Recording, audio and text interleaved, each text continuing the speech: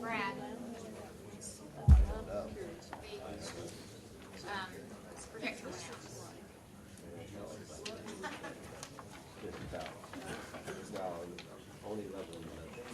Susan, are you ready? The projector Susan, just went okay, off. Susan. I don't know why.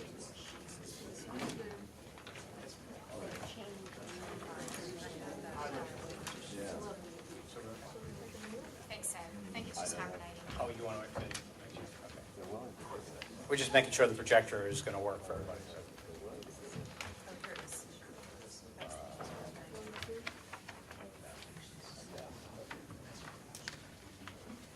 Come back out.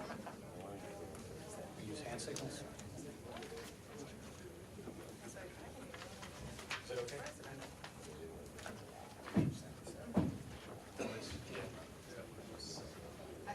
Looks like it's warming up. Snake's waking up. Okay, we're good. All right, good evening, and welcome to the August 7th. Good evening, and welcome to the August 7th meeting of the City of Brookhaven Planning Commission. I'm Stan Siegel, and I'll be presiding this evening. This public meeting, has been called on matters pursuant to the Brookhaven zoning ordinance and specified on tonight's agenda. This August 7th, 2013 meeting is called to order. As a way of introduction, I'm going to call the roll and have each commissioner acknowledge their presence, just so you know who is up here. Actually, mine's in alphabetical order, although they're not. Commissioner Shannon Cameron. Present. Commissioner Rob Francoeur. Present. Commissioner John Funny. Present. Commissioner John Hess. Present. Commissioner Jack Hundred.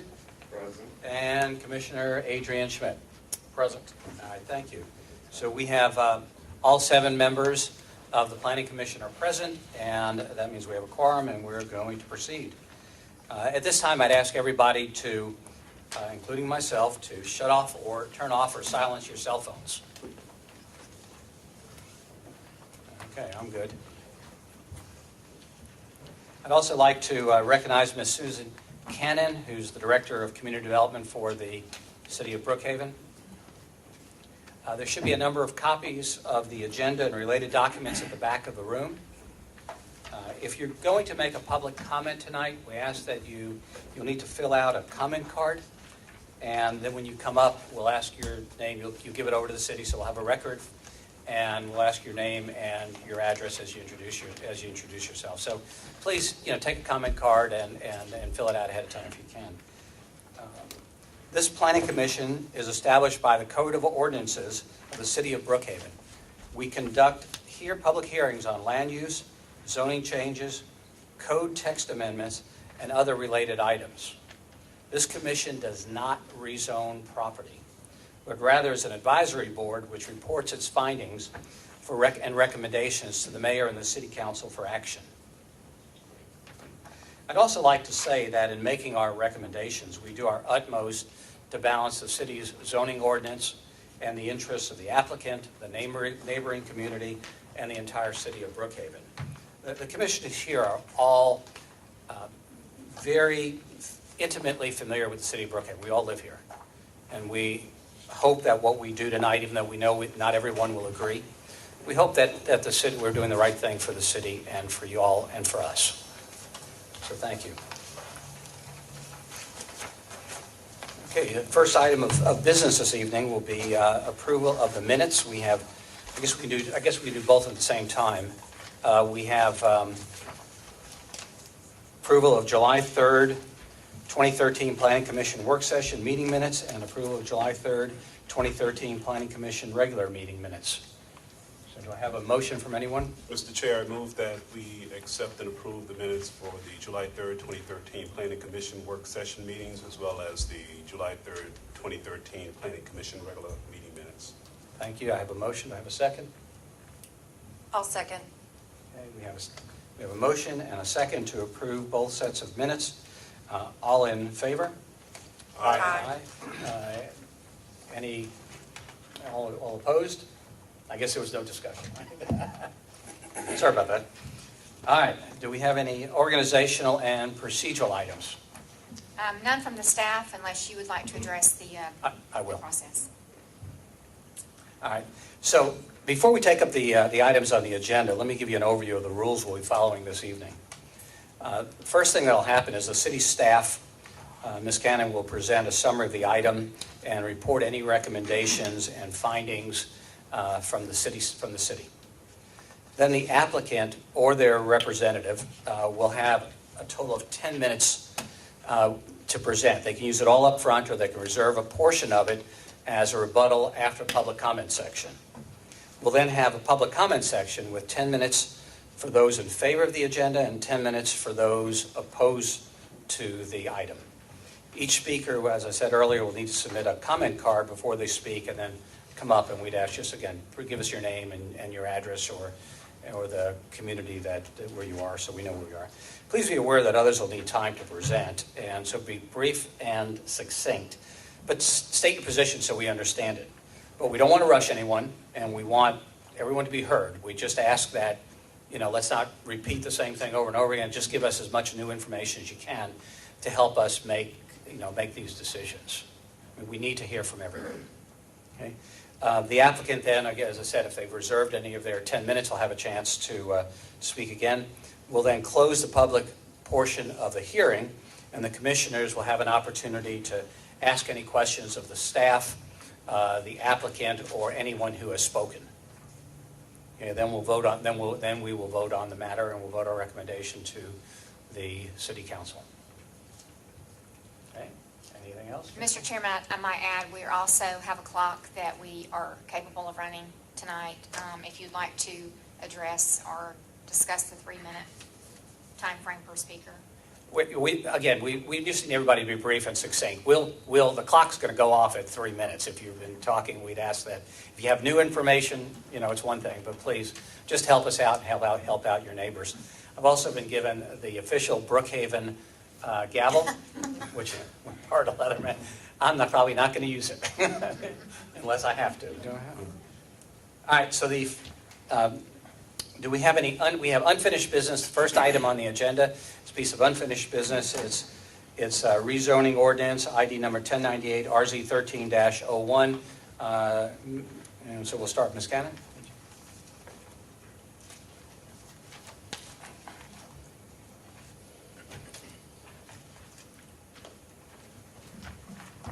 Thank you, Mr. Chairman. As you indicated, this is the first item on the agenda. It's rezoning case RZ 1301. This application was deferred in July, recommended by a deferral by the Planning Commission. Went forward to the City Council. The Council as well recommended deferral. So it has come back to you on your agenda for tonight for public hearing. So the public hearing tonight, August 7th, and your recommendation will then be forwarded to the City Council for their public hearing on September the 10th. I state that date because that date is a different date than we're normally accustomed to. So just again for the public, for this particular case, as it moves forward to the council, that public hearing will be on September the 10th. And it was posted on the properties that way, I believe, as well. The actual additional notices were mailed out to the public, and it is on the website. Thank you. Therefore, case RZ 1301, the property is located at 1475 North Root Hills Road. This is a request for rezoning from R75 to RA8 on a 3.9 acre tract of land to allow for the construction of a 31 unit townhome project. The subject property is located at 1475 North Root Hills Road, and the visual depiction identifies and shows surrounding properties. The site is currently occupied by a church known as the North Atlanta Gospel Church, and the proposed development is for single-family detached homes. Attached, I believe.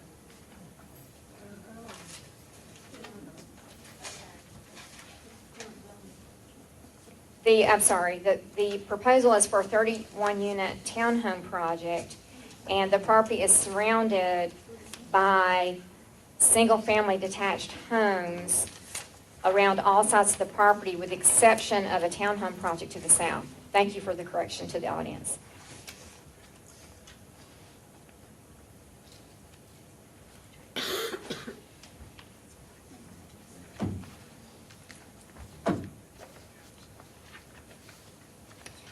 Mr. Chairman, the actual proposal is for 7.93 dwelling units per acre, whereas the comprehensive plan allows for and calls for 8 units per acre, which is the suburban character area.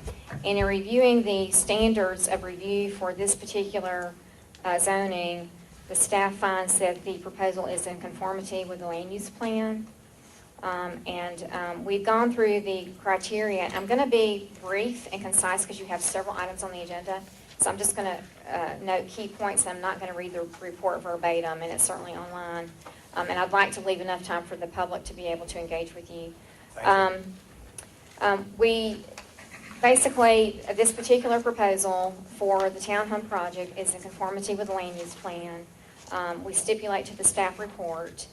We have recommended 15 conditions, and paraphrase, those are that it be developed in accordance with the site plan, and that it not exceed 8 units per acre. We've asked for additional right-of-way and a traffic analysis, and that the results of the traffic analysis will dictate the installation of any left turn or right turn lanes at the entrance at North Druid Hills Road. There's a requirement for the provision for adequate project entrance site design. There's a requirement for 5-foot sidewalk with 2-foot curb and gutter along the total property frontage along North Druid Hills Road. The project will be required to meet all International Fire Code requirements and the requirements of DeKalb County Sanitation Services. We've also required that 5-foot sidewalks be installed along the private streets within the development. We requested that an entry wall similar to the wall to the south be constructed on the perimeter of the property along the frontage. All exterior architectural treatment shall prohibit vinyl siding. Exterior facade treatment may include brick, stone, stucco, wood, cement, base siding, or similar materials. Each group of attached buildings shall provide for variation and visual relief between units. And approval of this project by the Planning Commission shall serve as the sketch plat. The applicant has agreed to all 15 conditions recommended by the staff. On July 3rd, the attorney for the project submitted 7 additional conditions. At that point in time, as the deferral was requested, we did not elaborate on those 7 conditions. At that time, I did point out that I had a concern with a couple of the conditions, and I want to bring those out to you now. Condition number 4 on the letter dated July 3rd stated, if individual garbage pickup is not an option, any compactor for trash or garbage shall be located in such a way as to create minimal impact on adjacent properties. Although I understand probably the reasoning for wording the condition that way, it will have to meet the requirements of pickup service. It may require connection into the sanitary sewer drain. So condition number 9 on the staff report should usurp condition number 4 on the July 3rd recommended or proposed conditions. There's an additional condition, number 7, and I briefly brought this to your attention on July 3rd, and that condition states on-site stormwater will be controlled or engineered in such a way so as to reduce off-site flows to levels less than those flows which exist on the property in the undeveloped condition.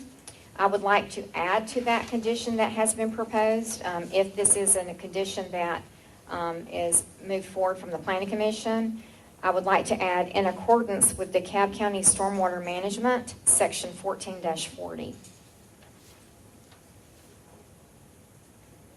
There are a couple of other conditions listed on the July 3rd memorandum from the attorney, condition number 5 and condition number 6.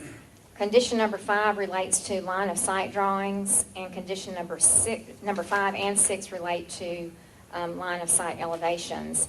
And I just would need for the attorney to give us a little bit more clarification and definition on what the meaning is between relative to condition number 5 and number 6 as to the fact that we will need to implement those, so we need to have a little bit more discussion about that. This evening, I believe that Mr. Dillard handed the Planning Commission a package as well as the staff. I have not reviewed that yet. I'm not quite sure exactly of what it consists of. I did notice that it does have drawings A101, 102, 103, and 104, so the attorney for the applicant will need to elaborate on that. I'm sure Mr. Dillard's prepared to do that. So without any further comments from the staff, unless you have questions for me at this time, I'd like to turn it over to the applicant. The applicant. And I believe Mr. Pittner, you needed to, I think he needs to make a change on the overhead for the applicant. I do have a question for Ms. Cannon.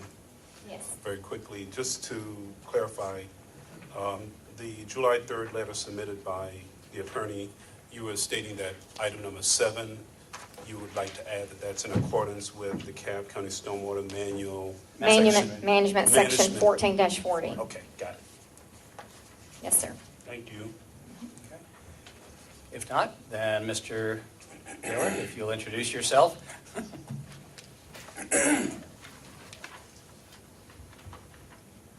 Thank you, Mr. Chairman. I'm Doug Dillard with Wisely Noack, Curran Wilco. We represent the applicant.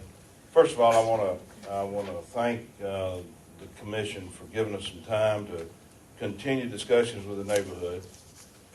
We're not yet there. We don't have an agreement, but we're having very meaningful discussions, and we're very confident that we can reach some sort of resolution by September the 10th for the council. So To clarify, that's the We're- date of that you'll City be in front of council the city meeting. council. Right. So we're wanting your guidance tonight relative to where we are. While we've not been able to reach accord with the neighbors yet, we think we've made significant strides relative to that. I think you'll hear from them later on. So I'm going to turn this over to Tom Dahlia to really sort of give you the down and dirty version of what we're doing. Okay. I'm going to ask that you consider the 7 conditions in addition to staff conditions which are acceptable to us. The staff conditions and the modifications made this evening? Yes, and as Susan pointed out, 5 and 6 relative to sight lines really don't need to be there because you've got the sight line. So that now becomes a part of the record. So those 2 conditions that we had submitted on July the 3rd really need to be stricken from because you've got those. You incorporate those into the record. And operating in accordance with the DeKalb Stormwater Management. And that was going to be on 7. We don't have a problem in compliance with whatever stormwater requirements there are. I do believe that the current DeKalb ordinance does require reduction downstream from undeveloped state. Whatever it requires, we'll comply with. So, Tom, and then I'm going to reserve my remaining time for rebuttal if there's. And Daniel, I assume you're counting them? He's got it, okay. Thank you. Thank you, Doug. Thank you. This is the Brookhaven Townhome Project. Would you introduce yourself? I'm sorry. I'm sorry, my name is Tom Dahlia with Smith Dahlia Architects, and my address is 621 North Avenue. Thank you. We apply a team approach when we approach all of our projects. These are the members of the team: David Smith, Reed Knox, Smith Dahlia Architects, planners and engineers. We've had many neighborhood stakeholder meetings, and we have the city of Brookhaven as well. David Smith and Reed Knox basically believe and embrace these principles, and we've utilized these principles in the design of the facility. Smith Dahlia has worked in the city center primarily in Atlanta, and we have done a lot of infill, urban-type projects. We're very familiar with traditional neighborhood development, and we also have, some of those projects include White Provision, King Cloud Arts Center, and all the buildings at Piedmont Park. In Brookhaven, we did the Village Place Brookhaven, which I think has been a big success, and it also included some townhome stock in that project. The site context is here. I think everybody knows that Colonial Drive is a cut through. We have heavy traffic load on North Druid Hills. There was initially thought to have a connection to Matthews Drive with a walking trail and that is certainly an issue that has a concern in the neighborhood. So we'll wait to respond to that in Q&A. Successional transit zones, transects basically are a progression from rural to urban, and this particular property represents a series that can be understood as a city maturing as certain zones become more urban over time. And this is very much like that. We are densifying in Brookhaven, and this site is a prime example. Existing site is pretty well underutilized right now, and it's an opportunity to enhance the neighborhood. Site drawing, which you've seen earlier. This was the original plan for the site, and this particular concept really involved the front loading of all the townhomes with front garage doors. What we've tried to do in our scheme is put those garage doors on the rear and open up the green spaces to the front stoops of the houses and reduce the mass of the houses as they look upon the green space. This is just street treatments as we're looking at in the main drives of the project. These are kind of residential street images that we're looking for and are trying to achieve with the design. These would reference back to those sightline issues you have in front of you, so I won't spend much time here, and we'll deal with those individually as we move through the project. These are the border conditions against the multifamily project to the south, and we have a large tree and natural zone between the other border. Again, the trail issues, we are certainly open to providing trail connections across the property, but again, this has been a major issue with the community and still under discussion. Green space options, we have large green spaces. We plan to enhance the neighborhood by really spending a lot of time and energy in the design and the implementation of good green space on the site. The outdoor rooms, we'll have a large outdoor room for community use. It'll probably have a fireplace component, barbecue opportunities, and outdoor space in direct relation to the outdoor room. Each unit will have a rooftop terrace. There are very nice views. It's kind of a high point in Druid Hills Road, and the views are quite lovely from the top area of the roof. These are architectural vocabulary options that we presented to the neighborhood. You'll see that several of these have been kind of picked out as preferences in the design of the new townhomes, so we will be moving in those directions as kind of discussed with the neighborhood, as well as what we feel aesthetically works for the product. Interior, open, lots of windows, as much volume as we can achieve. And this is just some statements about the momentum in the marketplace, the economic benefit that we're going to have here, our desire and ability to have better mobility in the area. And I think you've got a couple of great entrepreneurs that are ready to put a beautiful project in place. And I'll just save the rest for bottle of discussion. All right. Thank you.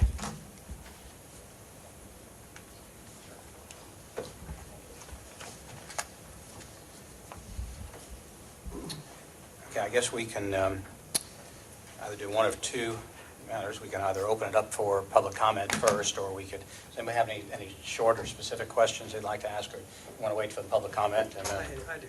one, okay. And this is one for the architect. What architectural effort, if any, is being made to make unit number 1, which fronts North Druid Hills Road, call it architecturally interesting, since that is the unit that presents itself to the street, as opposed to just the slab side of the project? This one right here. Yes. I mean, all the rest of it, interior is great. It's all marketing. It enhances the marketability of the units inside the project. But for the residents to drive by every day and the neighbors that live next door, Sure. as they walk on the sidewalk, unit number 1 is what they're going to see. Right. Well, I think that in every project, townhome project that we've been involved in, every edge building becomes a different floor plan. and it enhances the elevation so that it does respond to the green space on the side and the views that are afforded from that unit. Is it visible from the street? I'm just looking John? at. Yeah, and I Yeah, think let's that keep- most of these will be visible from the street in the initial scheme, just because your planting will not have matured at that time. So a lot of that will be quite visible. Okay, we'll have plenty of time to ask more questions, I think. Ron, does that answer your question? Kind of, I mean, I don't know. We're going to be able to, these are just diagrams right now. Right. But we would be basically articulating that facade to respond to the view of North Druid Hills, to the green space here, and it'll be a different unit plan. Okay, thank you. Daniel, do we have, how many comment cards do we have? 4 and yes, what do you have on the?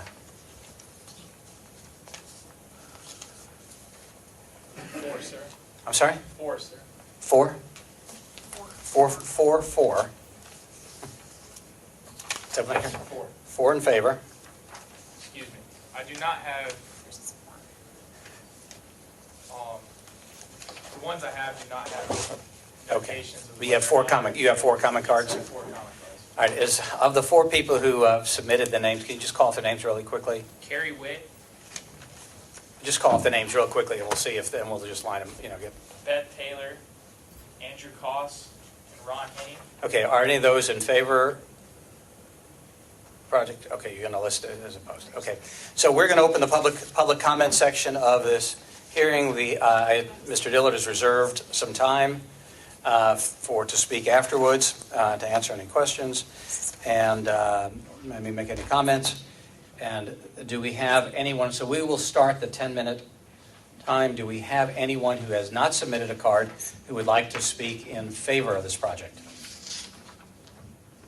All right, will the 4, you just call the first name, and we'll start on those who would like to speak. Carrie Witt, Okay? Thank you. My name is Kerry Witt, and I'm the president of the Pine Hills Neighborhood Association. I'm also on the zoning board of Pine Hills. We are opposing this project, What's your address, sir? I'm sorry. 2006 Tall Tree Drive, northeast, Brookhaven, Georgia, 30324. One of the reasons that we oppose this project is, one, the density that is there. The other reason that we oppose this project is, in the past, there has been precedents for this kind of situation to happen, and then it be able to jump across the street, to deny the residents across the street the ability to sell their property in the same kind of zoning situation is something that we have to look at here. That would mean that the frontage of Hillsdale neighborhood could actually turn into one of these if this was allowed. Possible. Not most likely, but possible. Because of the precedents that have been set by Georgia law, we could see this happen. One of the things that I handed to Jack Hondred a couple of meetings ago is a proposal that the Pine Hill Zoning Board put together showing that we would have single-family residents of R60 across North Druid Hills Road in keeping with what is there presently, and then putting the townhouses behind it. In other words, grouping something behind something to keep that jumping situation from happening. We feel that this is easily done and could keep the integrity of the single-family residence intact. If the possibility of jumping across the road into Hillsdale does happen, that means from the Methodist Church to the high school could be townhouses. Any questions? Yeah, let's just, why don't we, It's just public hearing. yeah, that's right. We're going to hear everyone, and then if any of the commissioners have a question for you. Thank you, sir. Thank you so much for your time. Daniel? J. Michael N. I don't want to mess up your last name, sir. Newmeyer, thank you. Mr. Newmeyer, come forward. 2021 Wrights Mill Circle here in Brookhaven, both resident and business owner, represent the Homeowners Association of Devereaux Commons, about half a mile from this project. We're in agreement with what Carrie said. The density worries us greatly. We don't think North Druid Hills needs to become what Lennox Road has become, and we're quite fearful of that. I think clearly you'd also have to add a light in there, which is going to cause some issues. Currently, if you've driven down the street, you know there's a red flashing light for people coming out of the church. It would just be impossible for anyone to come out of that subdivision without adding another light there. So our homeowners are against it. Thank you. Okay, I'm sorry. Yeah. Go ahead. No, I was going to ask her, Devereaux Commons. Devereaux Commons. Is off Wright Avenue, is that right? Yes. Is that, John, do you know? Yep. We're off Wright Avenue. I'm sorry, all right. In between I'm not North supposed Druid to and ask East Roxborough. Thank you. Thank you, Mr. Niemeyer. Thank you. I know, no, I knew where it was. Okay. Beth Taylor. Ms. Taylor?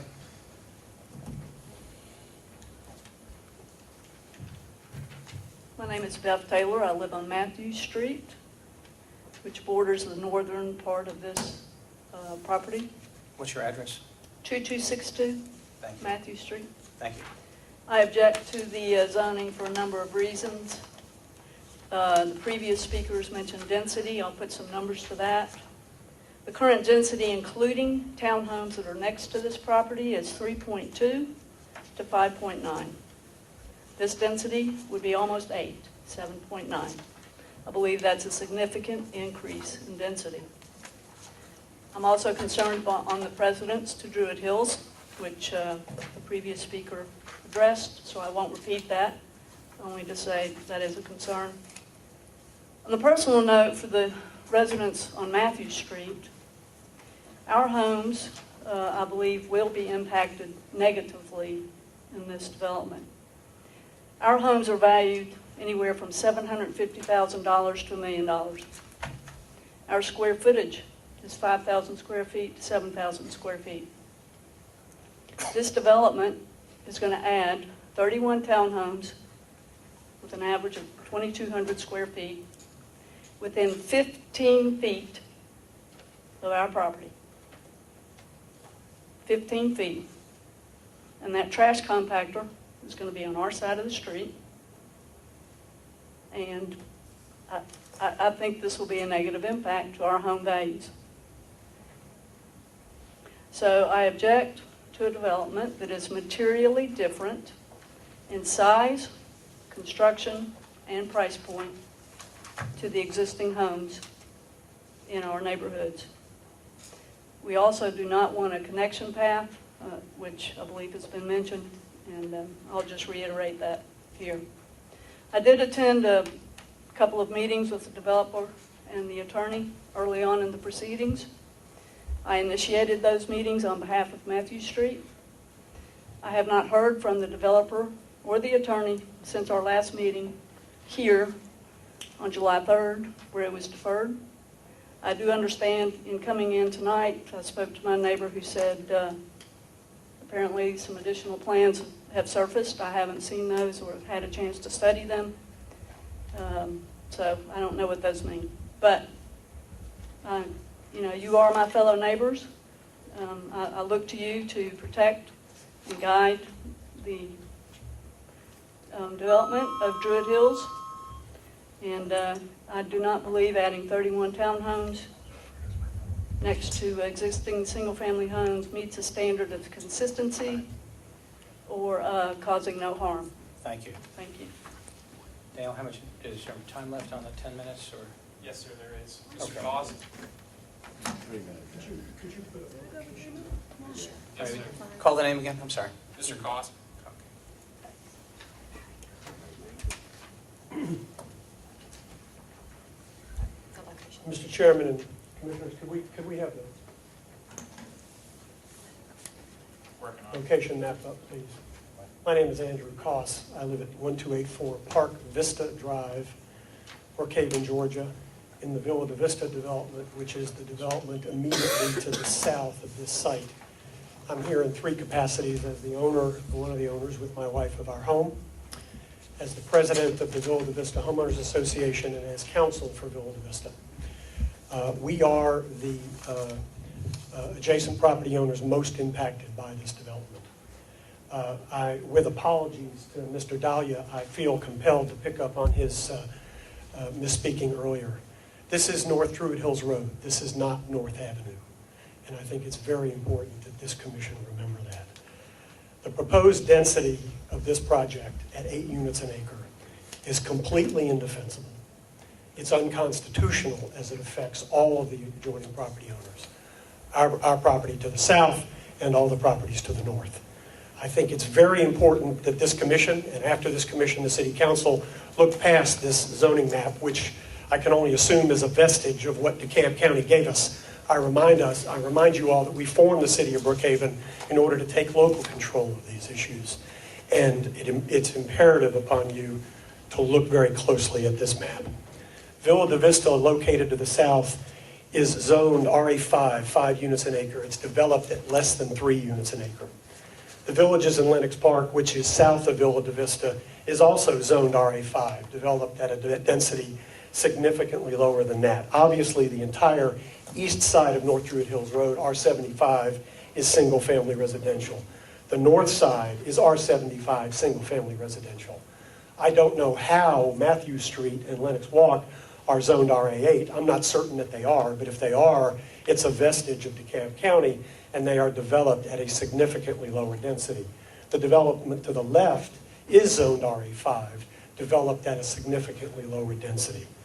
The staff has offered no justification for its recommendation of approval of this high-density project embedded in the middle of significantly lower density residential projects. The maximum defensible and constitutional density for this property is 5 units an acre. And it will be a legal mistake for this commission and the city council to go over that density. This is the interjection of a high-density development in the middle of otherwise low-density developments, and it would be completely inappropriate for this to be the hallmark of the city of Brookhaven's first zoning action and its impact on the neighbors around it. Thank you very much. Thank you, Mr. Cost. Dan, was that? One moment, sir. We have a bit time left. Did you have anyone else? We have 1 minute left. Is there anyone else that had a comment card that? Ron Henney? Okay. Hurry, dear. We want to give everybody what we want to hear. We're going to be fair. Thanks. Appreciate it. Good evening. I'm Ron Henney, and I live at 2238 Matthew Street. On your site map, I'm number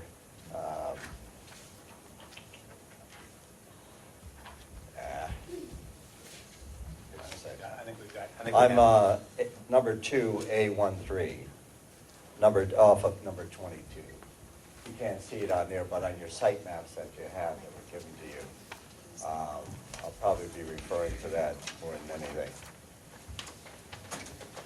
Okay, I'm number 2A13.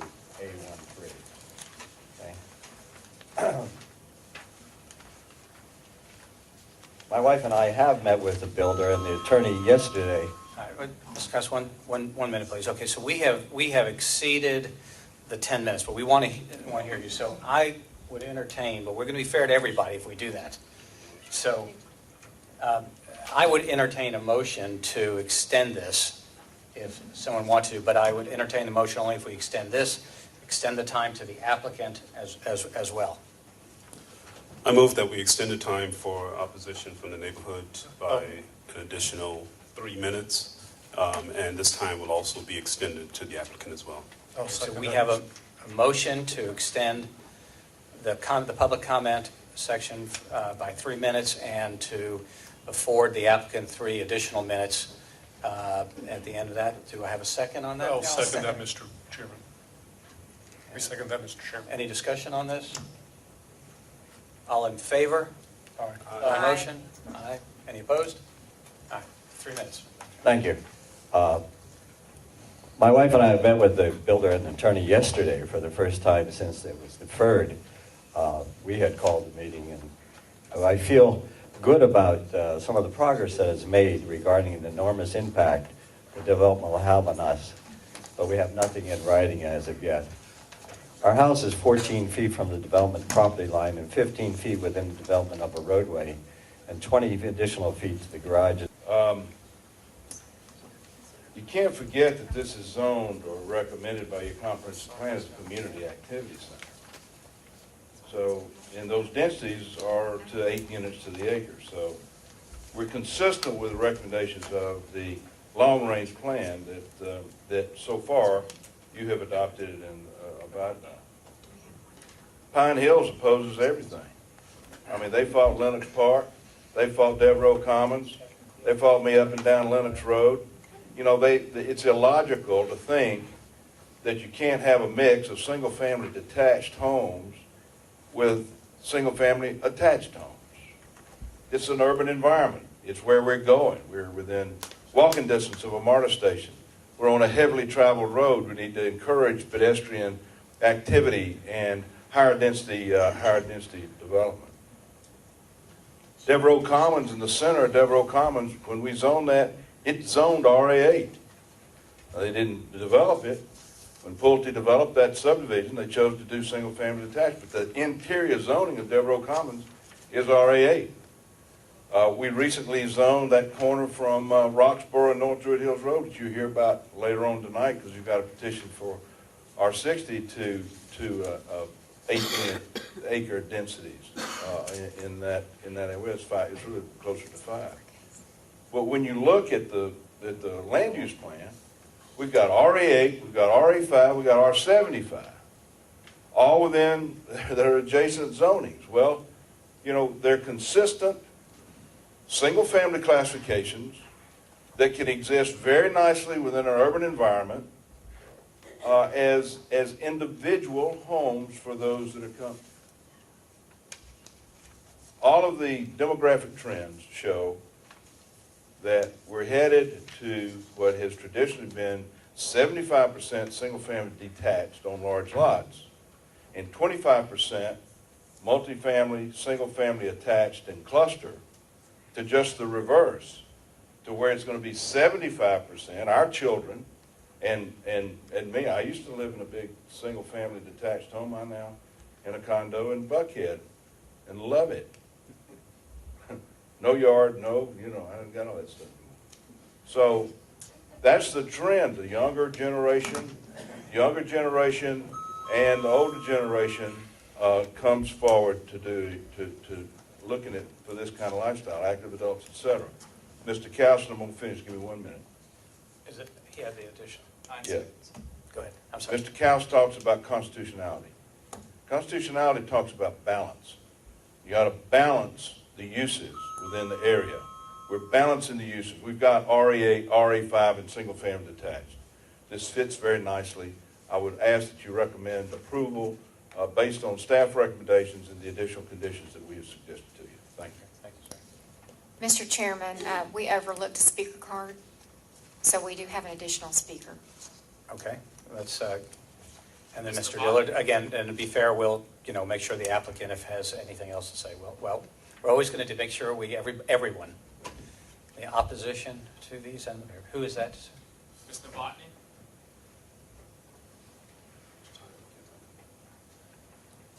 A maximum of 3 minutes, yeah. Okay, she'll have there's a maximum of 3 minutes, and that's about. My name is Mary Novotny. I live at 1029 Fairway Estates in Lenox Park. And Mr. Dillard hit the nail on the head on one point, that this development is within walking distance of a whole lot of things. However, the proposal as posted does not provide connectivity between the development for walking to get to anything else. In fact, the sidewalk is going to end in a stub in grass with no connectivity even to the closest MARTA stop. My husband and I bought our home in Lenox Park 2 years ago. We were looking for a safe, livable community. I would just like you all to assure us as homeowners and hopefully long-term residents of this neighborhood that this development provides good neighbors and that the development that's coming in is a benefit to our entire community, not just to those who are living there. Provide connectivity, provide safe entrance and exit from that development. Thank you. Thank you. And we'll just finish up with Mr. Dillard, and just another comment. If you don't, that's okay too. I mean, Well, I'm just going to say, I met with a representative of Fairway Estates yesterday. They were concerned about running the sidewalk down North Druid Hills Road to connect the sidewalk coming out of Lenox Park Boulevard. yes. That's a great idea, okay? But the neighbors that we have met with thus far, and I know Jack is very much on this connectivity stuff, which we would support, does not want any connectivity. So that's one of the reasons that we've got the condition drawn as we have. But we explored the option of running a sidewalk down North Druid Hills Road. We can't do it. The city does not have in place impact fees or any of that kind of thing at this point that would really encourage us to do that. So what we are going to do is we're going to do our part, and we're going to put a sidewalk to nowhere in the front of our property, but we are going to build that sidewalk. We've agreed to do that. Thank you, sir. All right, so this will be the close of the, unless we have something else, we're going to try to close out the public comment section. This will be a close of the public comment section. Please just, respect as we try, be respectful as we try to work through this and come up with a recommendation. So I'll open up to the commission. Any of the commissioners have a question for those who have spoken, or for the applicant, or for the staff? John, Commissioner Fund? Thank you, Mr. Chair. I'll start by saying we understand everyone's passion and desire to live in a quality community. This body, and I know the chair may say this, but we have a legal obligation to make certain that decisions we are making are based upon the land use that is currently in place within the city of Brookhaven.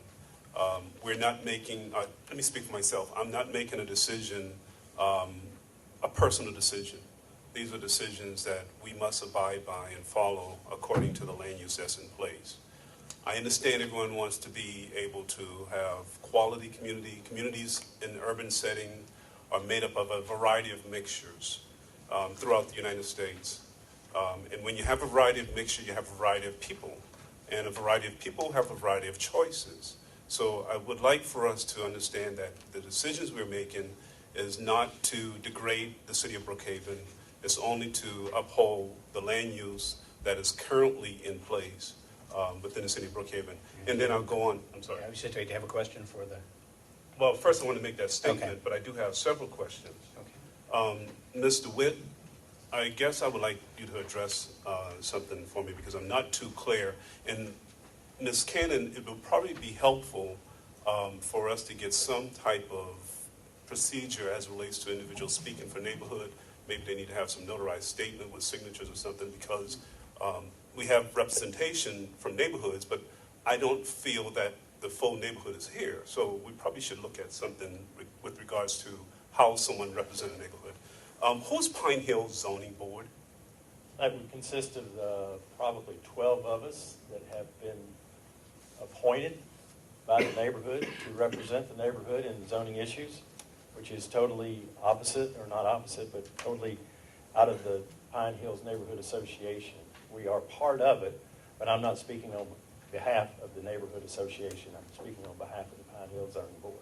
And you realize zoning boards are created under a constitution of a city or an organization, under an organizational act for an entity. So I was a little puzzled when you say Pine Hill. That may be true, sir, but Okay. we have been in place since the development of Lennox Road. Okay, so it's citizens within the neighborhood. Right. Okay, that was the only question I had.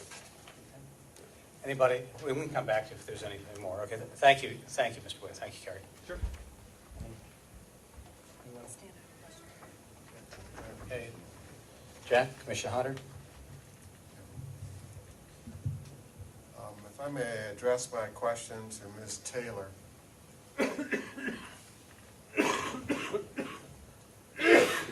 Ms. Taylor, what is your objection to a pedestrian connection to Matthews Street? Noise, people, crowds, parking. Parking? Well, It's pedestrian. Well, if the idea is, when we talk about walking, I don't know how many miles it is to MARTA or miles it is to Kroger. I don't consider it an urban area. My idea of what an urban area is there's lots of retail and lots of things around. The pond, which would be a cut through from our street through the development, through some more developments to get to the pond. You're talking about the duck pond at The Lennox duck Park? pond, yes. Right. I've walked that before on the sidewalks. I believe people should walk on sidewalks, not through personal properties. if you want to Yeah, I mean, walk. yeah, so, and this is, as I understand it, I mean, the applicant has said they will not have. Well, no, this is, I have some more questions on Okay. this. That's fine. I mean, So if the I'm, sidewalks are in bad shape. if I'm a new homeowner, Yep. and there's 30 of us, maybe 60 of us here, and I want to walk my dog, what do I do from this development? How do I walk my dog? probably walk- Or push my baby, my stroller? Well, I Or don't- want to go to Kroger? Well, Go to the sidewalk. let's, We're done. everybody, we'll ask a question, we'll get an answer, and, you know, and then we'll move on. Okay, there's a big Can't have- hill there, okay? Truthfully, I don't know. I don't know how much of that hill is going to come down. I don't know if it's going to be level with our ground. I mean, I don't object to people pushing baby strollers around and walking dogs. Okay. So you don't really have a problem with people walking up and down your street from this development? No, I really don't want 60 new neighbors Well, here's walking. my point. I mean, here's my I don't. point. We're on a dead end right now. One of the complaints is traffic, okay? That this is going to add a bunch of new car trips and traffic on North Druid Hills. The land use plan, the character areas, everything we're talking about in Brookhaven is about increasing, pedestrian design, increasing pedestrian use, reducing our dependence on an automobile. So if you want to take your dog for a walk right now, what you have to do is walk out. There's no sidewalk on that side of North Druid Hills. You have to cross North Druid Hills. I know. This is 6 o'clock, as I agree. everyone's pointed out, that's a difficult thing to do. Then you walk up North Druid Hills, and then to get back, and maybe you have to cross it again. That's right. So what people will do will be to get in their car and No. drive to either. Well, they could drive to the end of Matthews Street let's and take cut everybody- over. That is our Yeah. fear. Check, Is that let's they're going ask to a drive to question. the end of Matthews Street and cut over. Okay, Please, and please, have an please, answer. just give me some time here to make my point. So, What? if Please. we're going to build communities, it's those incidental interactions between neighbors walking up and down streets, but it's also reducing reliance on cars, improving public health, all the things that the reason these documents say increase pedestrian design. And so, that was just the point. I just wanted to That's ask you, fine. be clear what your objection was. to I having don't people on the object to street. walking. I believe it's walking on private property, and I would like our sidewalks fixed so that we could walk on Druid Hills. Okay, now let me ask. I would love that. Okay, wait, thank you. wait. I'm all for walking. Thank you. All right, thank you, Mr. Jack, we'll come back to you if you have one, let's see if anyone else has. Well, let me finish this because I'm not finished. Please stay. Okay. No, you're fine. Okay. Now, Thank you, Mr. if I understand the site plan, does Matthews Street right away abut the property? So there is no private property. It's the public right of way. All right, let's see if I can ask it. I have a question for Mr. Dillard. In driving going down and being on that property, I know when you look at the dead end at Matthews Street, it looks to me like there's a basketball, there's a hoop there and there's concrete, and it was hard for me to tell where the property line actually was. So can you help me We with that? believe, we pull the tax maps on this. Okay. And we believe that the property line is the southernmost line of the Henny and Gartland property. In other words, it comes across their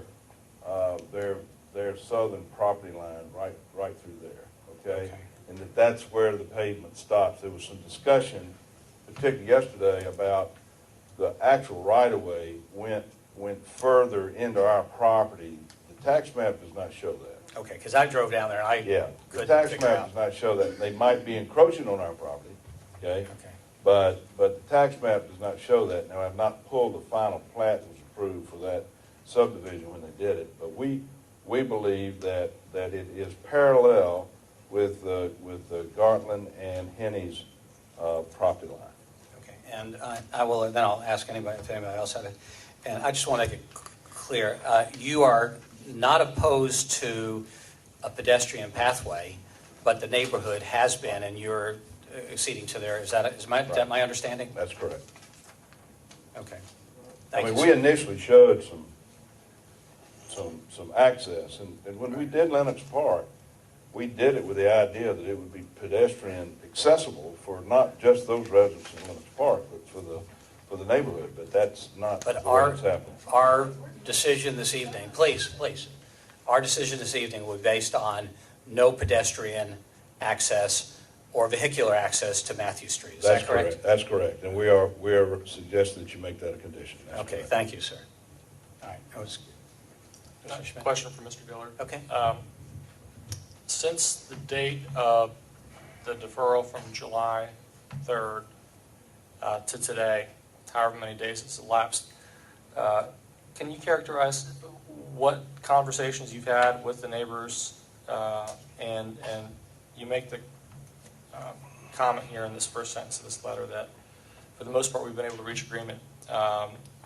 If you can kind of give us just a summary of what's transpired over that deferral period in terms of your discussions. One of the problems that we had is that the neighborhood didn't want to get back and meet until they had the line of sights, okay? And we're Line of agreed sight to drawings. that. The line of sights Yeah. that showed Okay. the relationship to the development in their particular properties, okay?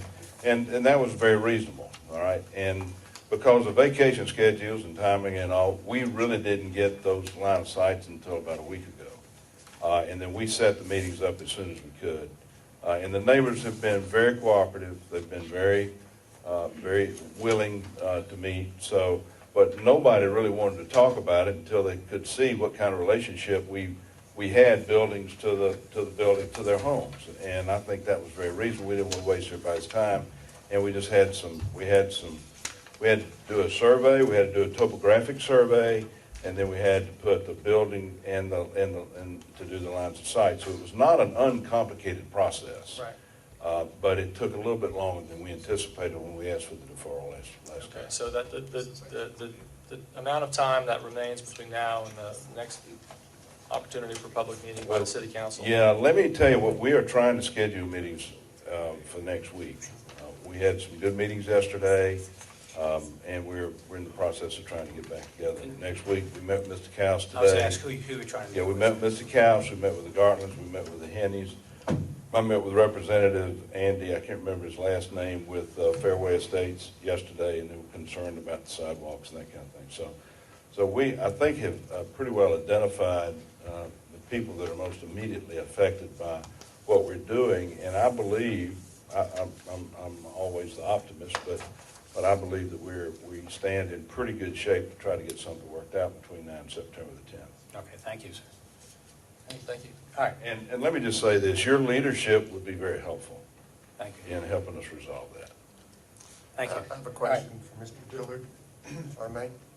I'm just looking at the conditions agreed on privately between you and the neighbors. And if I understand correctly, I just want to confirm this based on our discussion this evening. As you said, conditions 5 and 6 have been addressed and really no longer need to be made a condition because you have the sightline studies. We have filed that, it's a part of the record now, Mr. Holder. Condition 7 is actually a permitting requirement anyway, so there's really no, I mean, that's. And there's a just code redundant. section Susan gave me, 14-40. 14-40. So we've got to comply with that paragraph Right. anyway. And condition 4, I think Susan said that that was really covered under a condition from the city. So that's really unnecessary. So we're really talking about 2 unique conditions. Number 2, the landscaping condition, and there's no landscape provision or requirement through permitting. Is that correct, Susan? That would be correct. And then condition 3 about the vehicular and pedestrian connectivity. Okay, so we're really talking about 2 conditions. Thank you. Okay. All right, I'm going to give everybody a chance, but I want to make sure I want to wrap this up as we. Now, that's in addition to the 15 recommended by staff. Right. You've agreed to all the 15. Mr. Chairman, I have one quick question. One quick question. Director Cannon probably is the one who should answer this. Condition 4 of Mr. Dillard's additional condition document about individual garbage pickup. Maybe it's a question more for curiosity purposes, just from a procedural standpoint. When is garbage pickup determined? It's referencing here, if individual garbage pickup is not an option. How does that process work itself out and over what time frame? Or wouldn't that be something that would be known at this point, or even before this point? We have actually submitted a request to the county to provide feedback to us. We've not received that feedback, so that's the reason that we have condition number 9. the staff report saying it must comply with DeKalb County requirements. Is it just DeKalb County is kind of slow with getting us the, We've not received a reply back from them. And as they go through the process, they'll have to meet requirements requiring compactors do have to be tied into the sanitary sewer. So, and then the maneuvering and access have to be acceptable for which is the pickup service. picked up by staff condition 9? No, yes, number 9. Okay. Thank you. I have a procedural question for you.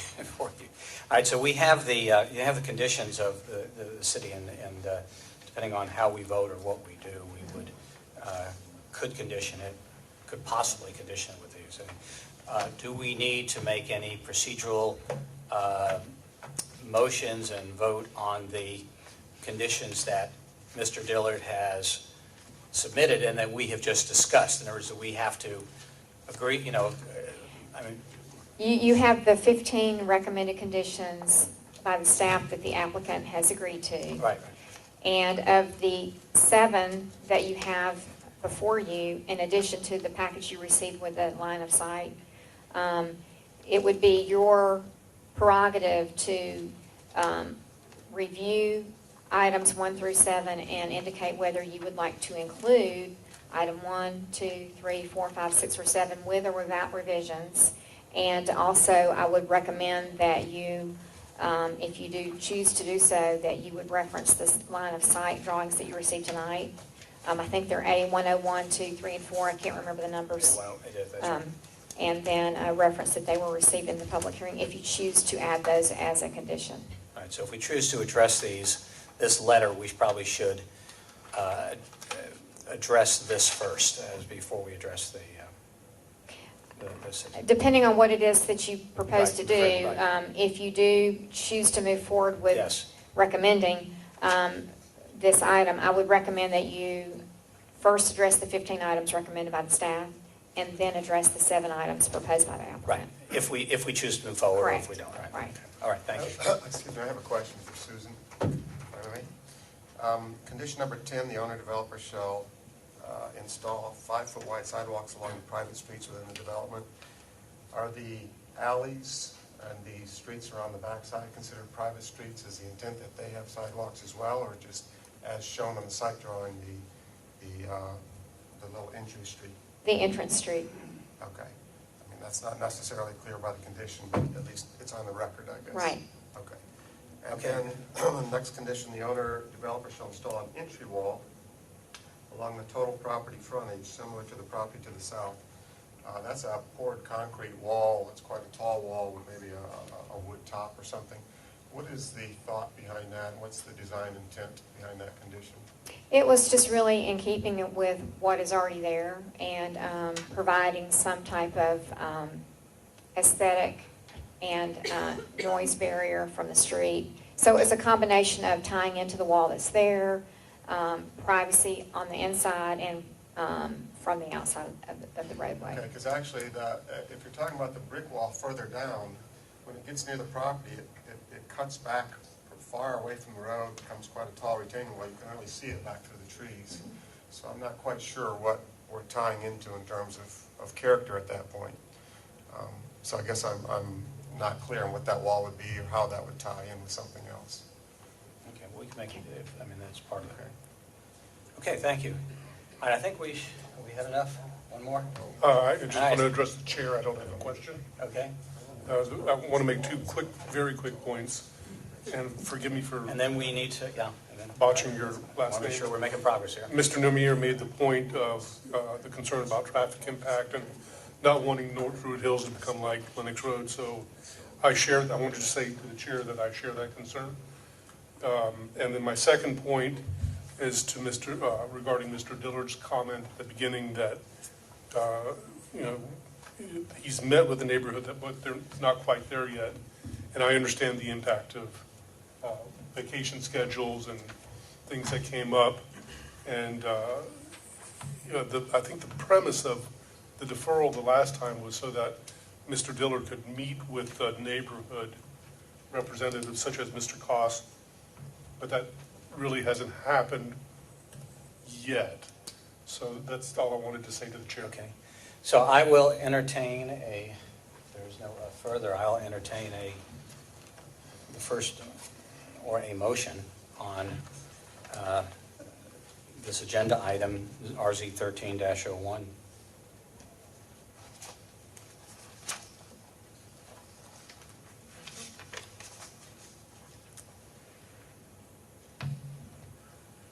I would like to make a motion, and I'm kind of scared because I think it's going to be long, so Susan, you're going to have to help me here, to approve RZ 13-01 with the staff conditions, as well as with the conditions outlined in the letter from the applicant.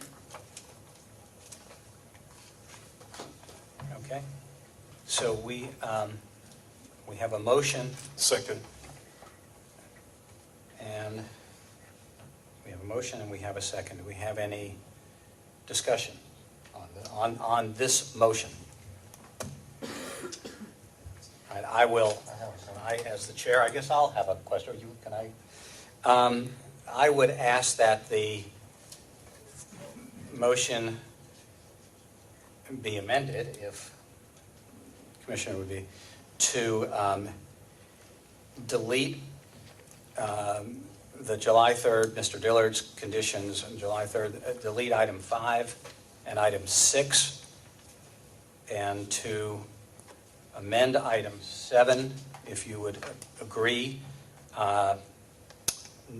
to have item 7 state that's in accordance with the Stormwater Management Act 14.40. So,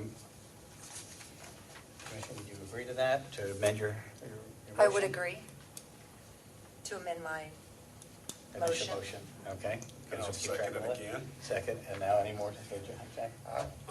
We're trying, folks. We're trying to get this through. I would like to We'll get a ask lot better in a year or two. Commissioner Cameron if she would agree to also remove the additional condition 3 from the letter of Okay. July the 3rd. And let me just say, I hope as a commission, I mean, we're about improving community and interconnectivity and all these things. But on a legal basis, I hope we're never in the position of trying to wall off or fence off a citizen, new or otherwise, from the public right-of-way. I mean, that's adjacent to the property. And when we include this as a condition, essentially, that's got a legal. We're going to exclude. All right, so Shannon, Commissioner Cameron, do we have possible, you have been asked to We do. exclude, and let me restate it now. So we've got a motion to approve RZ 13-01 as conditioned by the City of Brookhaven's, the staff, and to include the July 3rd letter with the deleting items 3, 5, and 6, and amending item 7 to include the Stormwater Management 14.40. Would you agree to? Would you agree? I to would that? agree. Thank you very much. Yes, sir, Do Mr. we have a Chair. second on Second. that? All right, now do we have any discussion on that? I have to have a discussion. All right, It's real quick. I'll come back to you. It's to staff. Based on Mr. Hondred's proposed modification, striking 3 doesn't necessarily, from the applicant's volunteered condition, striking number 3 would not necessarily preclude the applicant and members of the community from agreeing to not have that connectivity. Is that correct? Or that it would. Otherwise, we could strike it out of there, but they could still agree to it. Well, the site plan, as I see it, does not indicate. Doesn't have it anyway. So it would be subject to the site plan. Okay. Okay, and Commissioner Fun- Very quickly. Yeah, I'm just- They can build it. Yeah, right, exactly. Say- My point, yeah. We don't want to say them, they never could. Okay, and then we'll need, okay, go ahead. Very quickly, following up with Commissioner Jack Hundred, my principle in developing, or should I say not developing, but in maintaining the character of a city is that it's walkable and you're mobile. And health-wise, I think in a community, the leading causes of death is cardiovascular disease, high blood pressure, and the other items that comes along with it. Walking is a good thing for the community.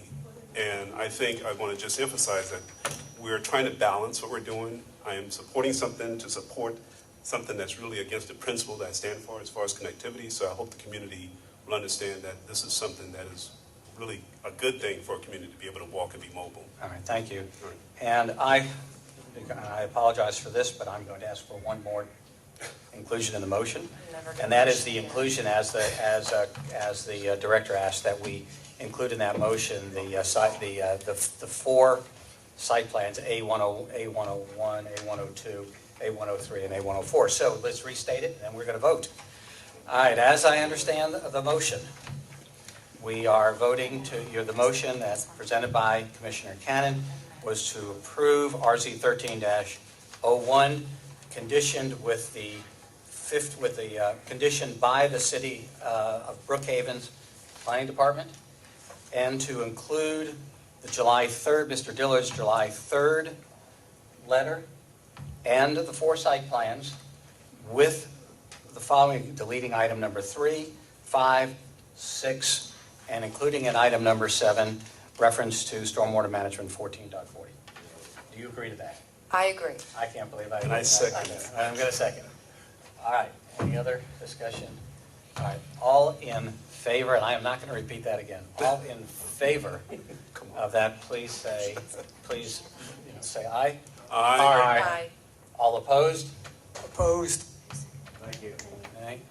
All right, so the RZ 13-01 has been passed as moved. 6 in favor, 1 opposed. Is that correct?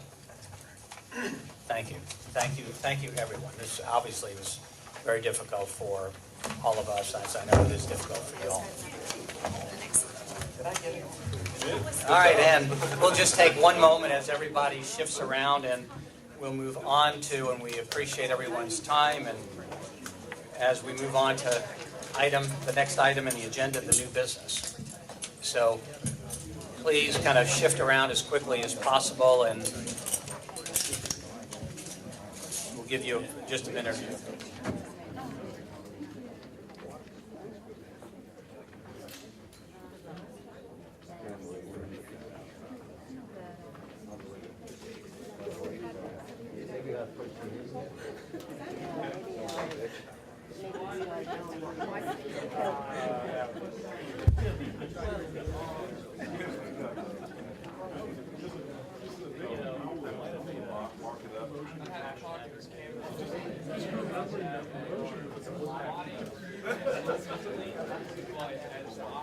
All right, let's keep going. Get everybody's attention.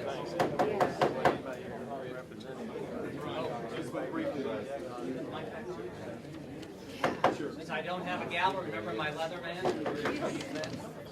didn't think I'd have to use it, but we're going to do that. Okay, thank you.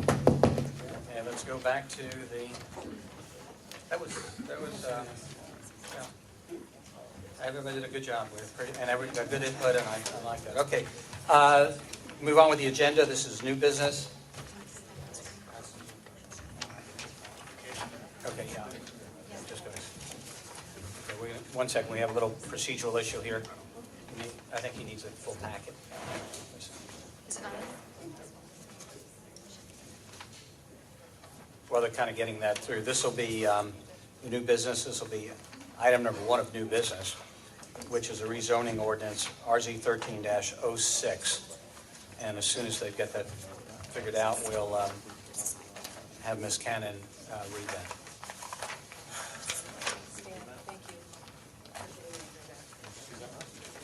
Seriously. Holy moly.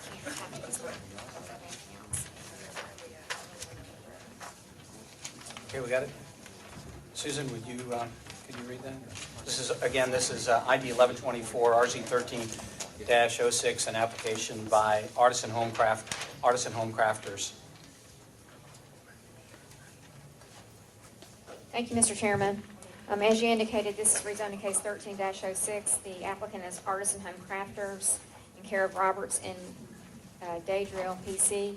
The request is to rezone 2.16 acres located off of Wright Avenue and Roxborough Road for the construction of 10 single-family detached homes. If this application moves forward to the council will hear this matter on August 27th. This application has been duly advertised. I'm going to interrupt you for a second. I want everyone to hear that, make sure we're clear, because the dates are different than they were previously. So the council, tonight we will hear the case, and council will meet what date on that? For this particular case, not the previous case. Right, just this case. For this particular case, the city council will hear this item on August 27th. Okay, thank you. I just want to make sure that everyone heard that. Sorry for the interruption. That's okay, thank you. The applicant is seeking to rezone the site from RNCD, which is Neighborhood Conservation District, to R60 for single-family homes. The proposal is with a density of 4.62 units per acre, and the site currently, recently there was a home demolished on the site, and there are 3 additional homes that will be proposed for demolition to allow for construction to occur on this property. If you can go to the site plan.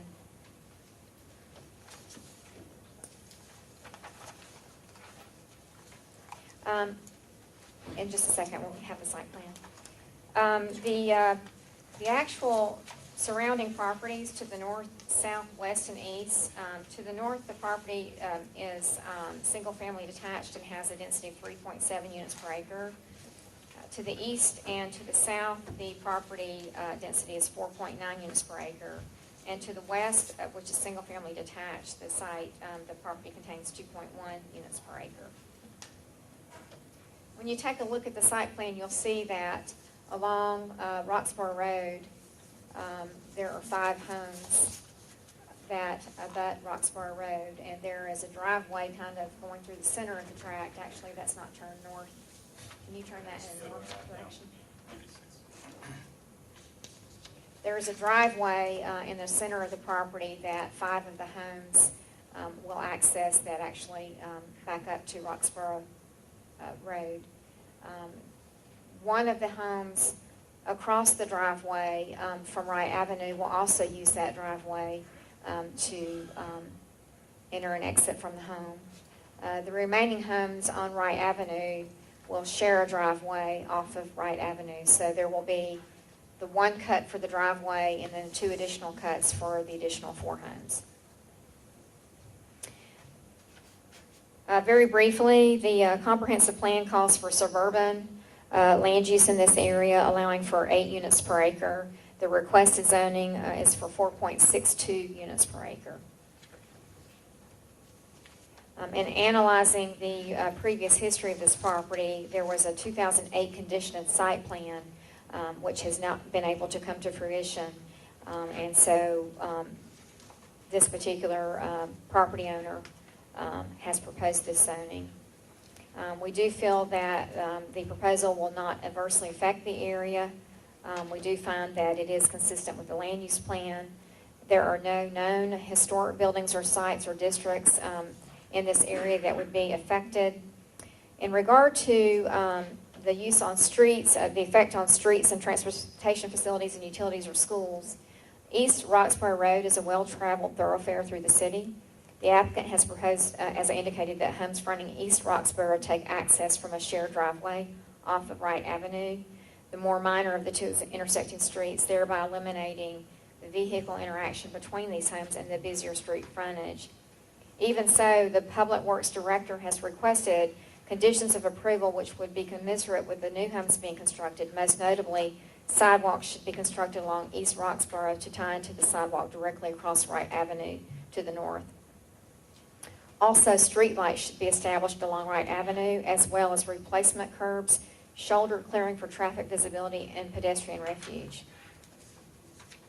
The Brookhaven Police Department has indicated that there is sufficient police service to provide service to the area. The staff has recommended approval of this request for rezoning, subject to 4 conditions. Number 1 being the site plan. Number 2 being the requirement for construction of sidewalk along with total property frontage, as well as the reconstruction of the curb along the frontage on both East Roxborough and Wright Avenue to restore a 6-inch face along the roadway. The developer should also shall have the shoulder along Wright Avenue cleared of all trees and shrubs for a distance of 5 feet from the back of the curb to allow for sight distance and pedestrian refuge. And the last condition is that the developer or owner shall execute a streetlight district petition for Wright Avenue as approved by the Public Works Director prior to the issuance of the development permit. The applicant has agreed to all the conditions, and that completes the staff report. And if you have any questions now, I'll be glad to try to answer them. Okay, if anyone has questions now, or we can hold them and ask them. Question. Susan, you just said that the applicant is required to put sidewalks along the entire frontage of the property. Along the total property frontage. Yeah, so, and I see in the condition number 2, it says along Roxborough Road. It doesn't say along Wright Road. Wouldn't they put sidewalk along Wright as well? Is that, I just want to make sure that's part of the condition. It is not on the recommendation, so we'll want to make a note of that. If you're, Let me make a note of that, well, we can, yeah. I mean, and I'll come back to that. Okay. And I have one question for as well, and that is that I noticed in the sidewalk, the recommendation, although you say sidewalk in the other, we've had the definition of a sidewalk being 5 foot wide plus a 2 foot beauty strip, and that is not indicated here. Was that specifically changed, or is that just not in here? No. It wasn't changed, so Okay. give me a Okay. second. That's fine. We can deal with it if we choose to move forward with this, or not. We can deal with both of those. Jack, we can deal with both of those if depending on what is decided here. Let me take a look at that, and I'll come back up and address that. Okay, we'll ask it Okay, again thank then, or you can Thank add, you can. Okay, all right, go ahead. It's just a request for Director Cannon. It's in your paperwork there, if you come Not across. that easy to get away. You don't have to go back up to the podium, I appreciate it. But if you come across another copy of the recommended conditions so that I could look at it, that'd be great. Yeah. All right, while they're doing that, Dale, That's do it, you have thank any, were there any comment cards? Yes, Commissioner. And we're just trying to get a feel for it, then we're going to ask the applicant to come up. Yeah, I'm sorry, we haven't forgotten the applicant. How many do you have for and against, or? Four. Four against? Or just want to speak, it doesn't matter. 2 in support, 1 notified in opposition. Okay. And Ms. Roberts, do you support or oppose? I'm actually the attorney for the applicant. Okay. We're just trying to get a feel for how much time we have on the thing. Okay, so with that, I'll remind everybody, just not going to go through the whole thing. I'll remind everybody, the applicant's going to have 10 minutes, and then we'll have a maximum of 10 minutes, for people who come speak, and, we'll open the public hearing. We'll do the same thing we did before. So if you'll introduce yourselves and tell us who you are, and tell us what the application is. Good evening. My name is Shay Roberts. I'm with the firm of Roberts and Dodrell, and I'm here tonight with Brian Gordon, who is the principal for Artisan Home Crafters. Okay, thank you. And y'all make it really easy because staff does the big report, so I don't even have to go over all the details. She's already taken care of that. I did want to kind of tell you a little bit about the history, and I'm sure y'all are aware of this property. The last 2 years, it was actually rezoned in 2011 for this RNCD category, and it was subject to a site plan. So for the last 2 years, these property owners have been trapped because the developer never closed. They had assembled the property, and they never closed on it, and they never developed it. And so that's why we're here before you this evening, because they just want to build houses on the old existing lots from the original subdivision plat, which was the Mackey plat. There are 11 original lots. Mr. Gordon is giving up the one so that we can put the shared drives in and minimize the impact on East Roxborough. And so we're proposing a total of 10 houses. We're reducing the allowable density under the current zoning from 5.64 to 4.63. We're not asking to put any more than what would be allowed under the original subdivision plat. And like I said, we're actually losing one lot. So I wasn't aware of any opposition until I got here tonight, so I do want to reserve some of my time. I know Mr. Gordon has had email exchanges and conversations with many of the neighborhood groups, and my understanding was most of them were happier with this proposal than the original RNCD development. And so I'll reserve the rest of my time and see what we need to address. Thank you. And Susan, I just want to make sure that we don't have any we didn't have any communications in this packet from anybody, so we didn't see it. Okay. I don't have any. Okay, just want to make sure we weren't missing something. Does anybody want, or do we want to hold your questions until we hear from the open public hearing? Does that sound reasonable? Yeah. Okay, so Daniel, if you'll, as we have any, we will now open the public hearing on RZ 13-06, the Artisan Home Crafters application. Do we have anyone who wants to speak in favor of this, other than the applicant? Yes, Mr. Seymour. Carrie Witt.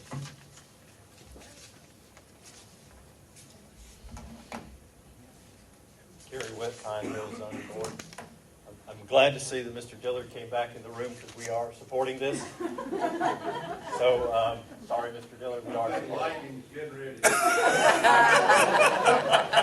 I was waiting for the smile, but I was hardly. Since Mr. Dillard and I attend the same 30 church. years, it's the first time I've ever heard that. It was all me, though. The advantage of a small city. Carrie? As y'all well know, Pine Hills opposed the RNCD zoning on this years ago. We proposed to the county to do the same zoning that was in front of the Devereaux Commons which was R70 and R60 on the interior, which we got. We were very happy with that. Originally, there was 80 townhomes planned for this property. With all that being said, that I and Pine Hills is in favor of this project to go from RNCD to the R60. One thing that has not come up, and I'm not sure if it is even still on the books, but when DeKalb County did turn this into RNCD, there was a 20-foot easement, if I'm not correct, given to DeKalb County along East Roxborough Road to widen that road. And I don't see that anywhere on here. So it might need to be brought up, addressed, put away, whatever it needs to happen. But it's my understanding that that was one of the conditions for the RNCD. Yeah, we just want to make sure Director Cannon, I lost her, was just make note, or Daniel, will you make note of that? Yes, sir. Just, for the staff to. Mr. Niemeyer, is that your recollection? We keep it this way, I'm sorry. This is. So, we approve. Thank you. Okay. So do we have anyone Daniel, do we have anyone who is not in favor of, I'm sorry, did you? Well, I have one more in support. Oh, I'm sorry, okay. I apologize. I'm No sorry. problem. And now you can tell us whether you agree with him on that. Definitely. Right. Mike Newmeyer, 2021 Wrights Mill Circle. I remember that. Devereaux Commons right up there. I am an elected official of the Devereaux Commons Homeowners Association under our bylaws. And it is a homeowners, not a civic association. It is a homeowners association. We are absolutely thrilled with this plan. We support it. Our neighborhood strongly feels that our vote for the city of Brookhaven was because how this rezoning was originally handled by the county. And we really love what's going on here. We love the fact that there are going to be lights. We love the fact that there's going to be less curb cuts on Roxborough Road. We've talked to the developer to make sure there's ample parking for visitors to the houses that have the shared driveway, and we've been assured that there will be, and our community is fully behind making this happen. Great. Thank you. All right, I'll ask again just because I overlooked it. Are there any more comments, Daniel, in favor? No, Commissioner, no more All in right, favor. thank you. So we will now open it up to the 10 minutes for those who would like to share with us your opposition, and we'd like to understand why. So come on up and tell us your name and where you live. I'm Dr. Charles Rule. I live at 6502 Chestnut Hill Road, Flowery Branch. My wife and I are the general partners of our family partnership that owns the two lots in 1977 and 1987 Roxborough Road. Let me, bear with me for 1 second. 19, The lots on Roxborough Road. part of this application? Yes. Okay, thank you. And we have owned those since Thank you. 1965. Okay. We do not have a contract for this, and we did not approve anything to have it rezoned. And so we think at best this is premature. We are not. Could you speak a little closer to the microphone, sir? I'm sorry to Yes, interrupt you. excuse me, I'm sorry. Thank you. We think that this is at best premature to do this now. If we had a contract, we would be perfectly happy to support it, but we do not, and we never were involved in the request for the zoning, so that is a point that we wanted to make, and so we think that this is all premature right now. All right, thank you. I'm going to interrupt this because I think we all need to understand. This implies that we have an application for a piece of property that is not owned by the applicant. So, or no authorization. So, if Susan, if you'll, Well, yeah, please. obviously, an application cannot be filed without the permission of the property owner, so the applicant's attorney would need to speak to that issue. Okay, well, then, I think before we go any further, if everybody agree, I think we need to clarify this. Right. So I think we need to clarify that before. We're going to give the people who are still opposed to it, everyone else is going to get a chance to talk, but I think we need to understand this issue.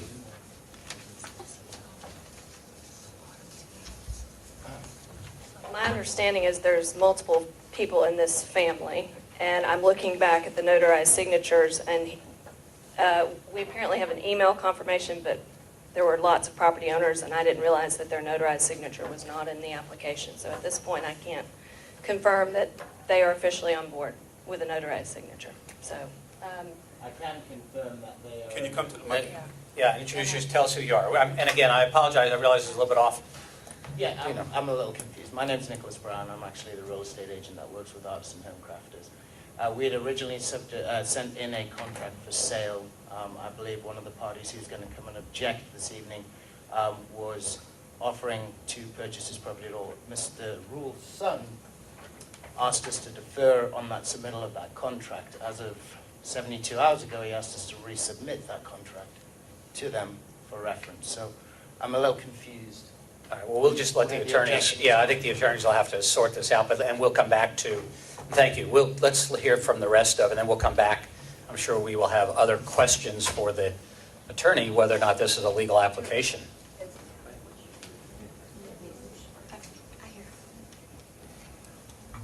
So introduce yourself, and then my name is if we Laurel. look confused, that's all right. Yes.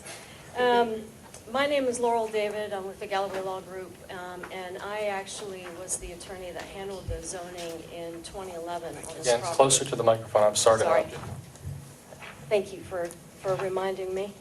I've passed out in your packet some information, which, although I understand that if there is no property owner authorization or if there's one missing, this application is moot. But I would like this information entered into the record. On the first page, you'll see section 27-938. It deals with mergers of non-conforming lots. And I just want it to be clear that although this property may have been subdivided at some time for some original lots of record, there are no rights to those original lots of record. In section B, it says if any contiguous lot of record held in common ownership does not meet the requirements established in this code for street frontage, access requirements, lot width, and lot area, then all of the contiguous lots of record held in common ownership shall be considered to be an undivided lot for the purpose of compliance with the provisions of this code. Now, I could read the rest of the section. It's, to my mind, it's, I see a smile coming or a little shake of the head. Please don't read the rest of the section. It's 3 or 4 sentences. That would be that's your 3 minutes. You have 3 minutes, maximum of 10. There's several sentences. Basically, they're all saying the same thing in a different way. But I just wanted to point out that these are essentially 4 lots that are being asked to be rezoned to 10. Further, this section was part of the DeKalb County Code, and it was added to the DeKalb County Code in 2008. So any rights to these original lots of record were actually lost a long time ago. Okay. If you look also the next pages, you'll see there's the approved legislation for the rezoning for this property. There are 21 conditions that were made a condition of the zoning, one of which is the site plan, which is the last page in your packet. Now, if you look at this site plan and look at the corner of Wright Avenue and East Roxborough Road, you can tell that if you take out a large chunk of this piece of property, it will have a significant effect on whether or not this site plan can be developed. What that means is that the rest of the properties in this area of the rest of the 8 acres will be unable to meet their zoning condition, because the zoning condition, number 1, says that it has to be substantially compliant with the site plan. Now, if this property is taken out, the road network would have to be redesigned, the location of the homes would have to be redesigned. That's a major change to the site plan, and the rest of the properties would have to go through rezoning. Thank you. And I will ask one quick question. Will you restate your name and who you represent?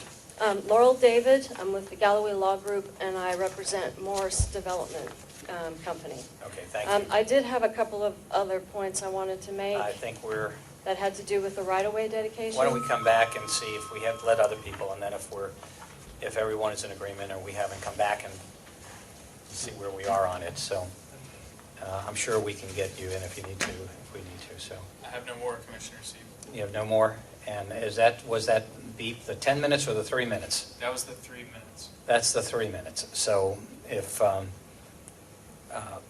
Ms. David. Ms. Davis, you want David? Yeah. David. No, I thought you were looking for a name. I'm sorry. No, I was saying we want to give your 3 minutes, and we'll give you just a few more, but do it quickly. And Oh, well, I promise. Let's get to the... Number 21, Mr. Witt alluded to the right-of-way dedication. It's actually marked again on the site plan. It's in white. It was not 20 feet, it was 30 feet, and it was not an easement. It was an outright donation of that right-of-way to the county in order to allow the county to... That's on East Rock.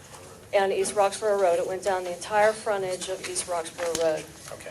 And the purpose of that was to, at some point in the future, to widen the road. Okay. Now, I know it's been a long time. There's been obviously a huge downturn in the real estate market, which hit pretty much as they tried to develop these properties. We know the property owners have been very patient, but Morris Development is working with Brookhaven Homes.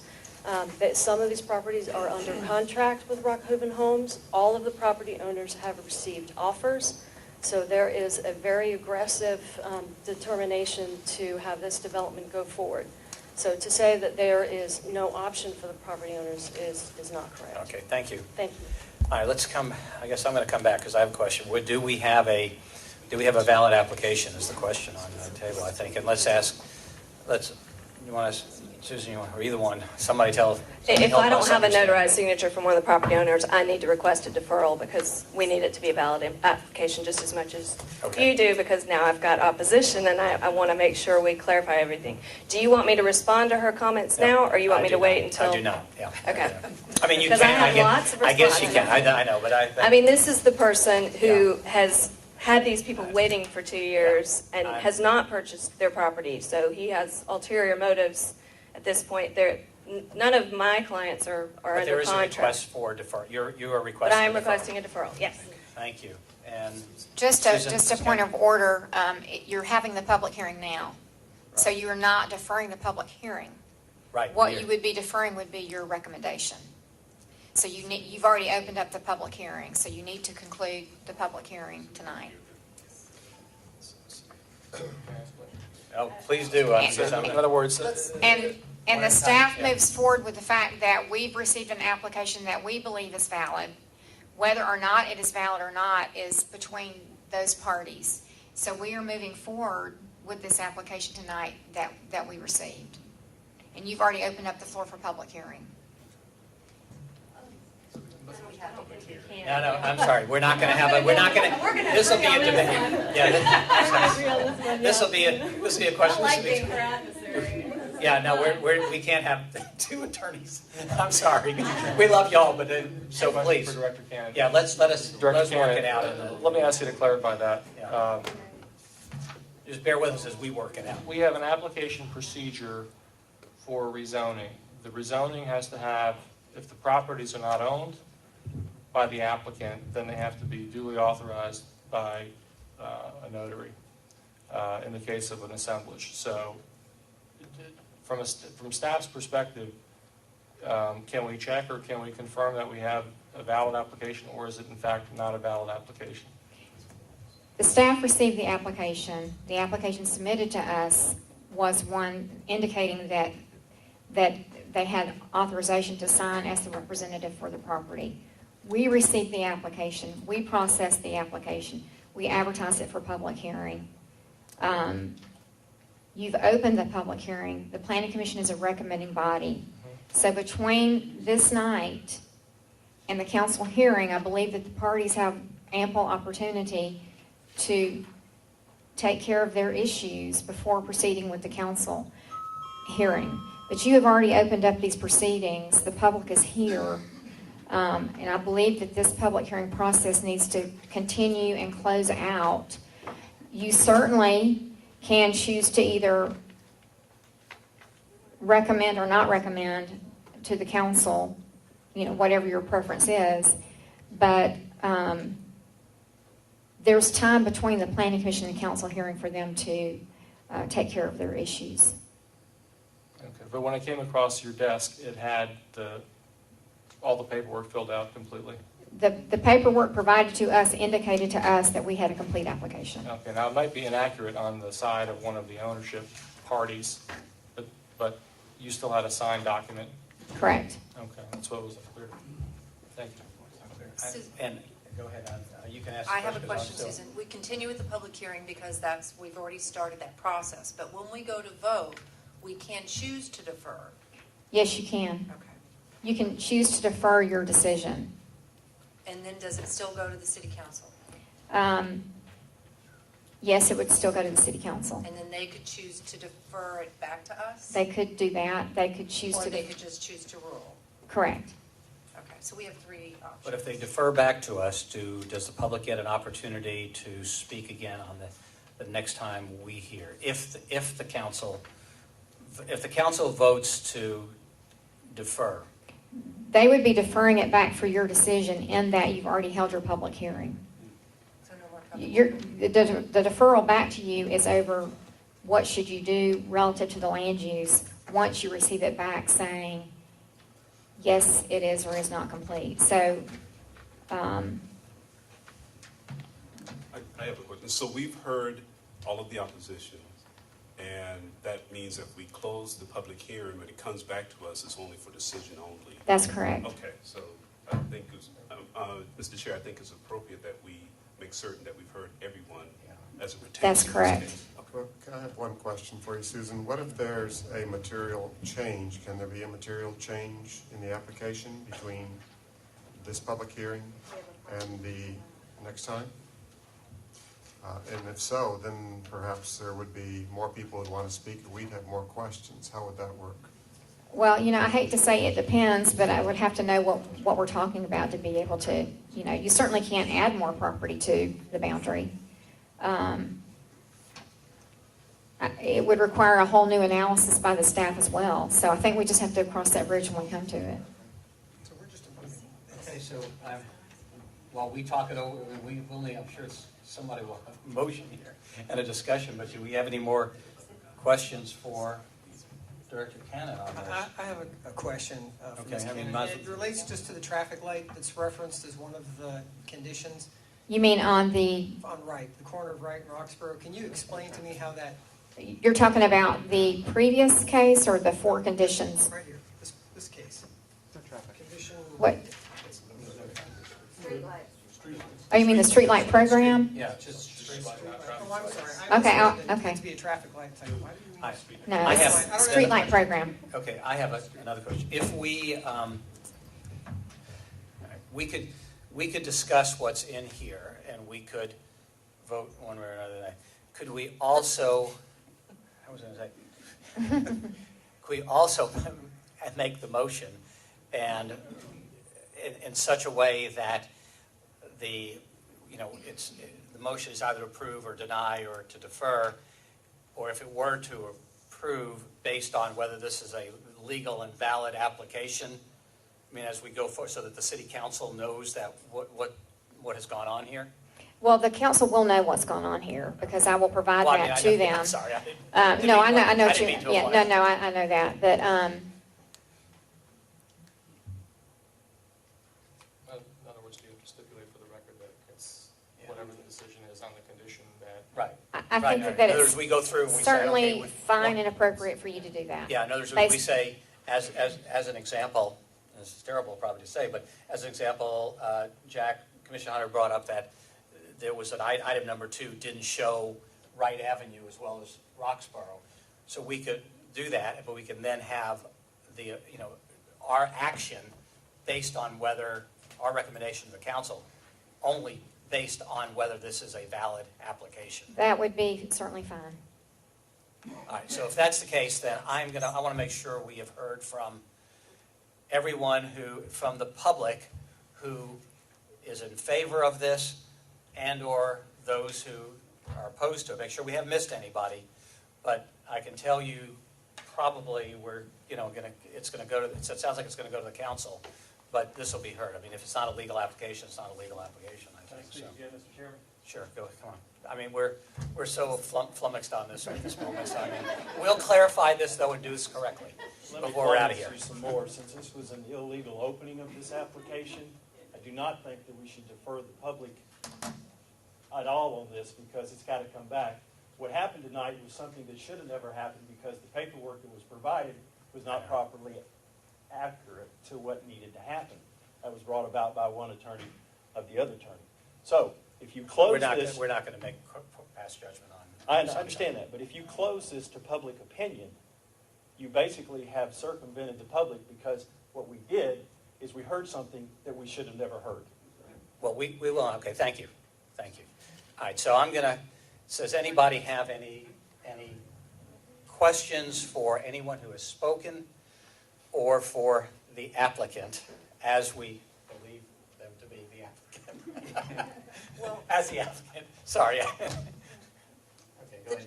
Excuse me, the lady who was opposed, you still had more to say in regards to the petition, correct? When we were cut off because of the ringing bells and this whole big discussion. Is that accurate? The time was used up.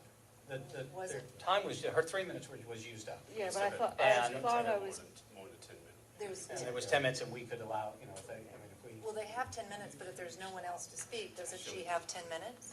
Yes. So Daniel, how much time was left on the 10 minutes? Commissioner, we've reached the opposition time frame for 10 minutes. So she spoke for 10 minutes? No, the total amount of allotted time, 10 minutes for opposition, has been reached. Okay. But you can vote to extend that. I understand that, so. Okay, sorry. So, yeah, so we did get, Okay. but as, we all know, if we do allow the opposition to speak, we're going to make sure the applicant and everyone else has more Okay. time to speak. Thank you. And does the applicant have any rebuttal time left was there any time left? Why don't we just, point of order, let's let the applicant have the last rebuttal Okay. and go forward with additional opposition Okay. to speak, and then Then let move that on. close Thank out. you. Everybody agree? You get to speak. Tell us. Okay. I still have reservations about proceeding with this. And I don't know if it's an inadvertent, we failed to submit the notarized signature. I'd have to go back to my office. We're not going to pass judgment on whether. Okay, so I guess I'll address some of the things that the opposition said, just if this is my only opportunity to do so. So, with regard to the merger issue, we have said that there were original lots of record there, but we have the right to go in and assemble property, just like the previous applicant did, and rezone it to a category. And just because those lots are going to look like what they originally looked like, we still have the right to do that. We may have to go through the sketch plat process, but we've got the right to rezone it to R60 for 10 lots. As far as what that does to their site plan, I mean, we can't be hogtied for 2 years by a developer who hasn't closed on these properties and developed it the way that they're supposed to. These properties are sitting vacant or dilapidated houses. Are continuing to be an eyesore, and the neighborhoods around them really want them to be developed, and they would rather them, as you've heard, be developed in a way that's consistent with what's around them. So as far as the right-of-way, I don't know whether that donation of right-of-way was ever actually, I doubt it was, if there were no development permits or applications submitted. So that would go away. That one I'm not sure about. We'd have to figure that out. But the sidewalks are on the opposite side of Wright Avenue. My client said he's willing to put in whatever you all want. He's willing to put in the streetlights. He's willing to do it all, assuming that we can prove that we have the right to do so. Okay, thank you. So I think that we are ready to close the public hearing portion?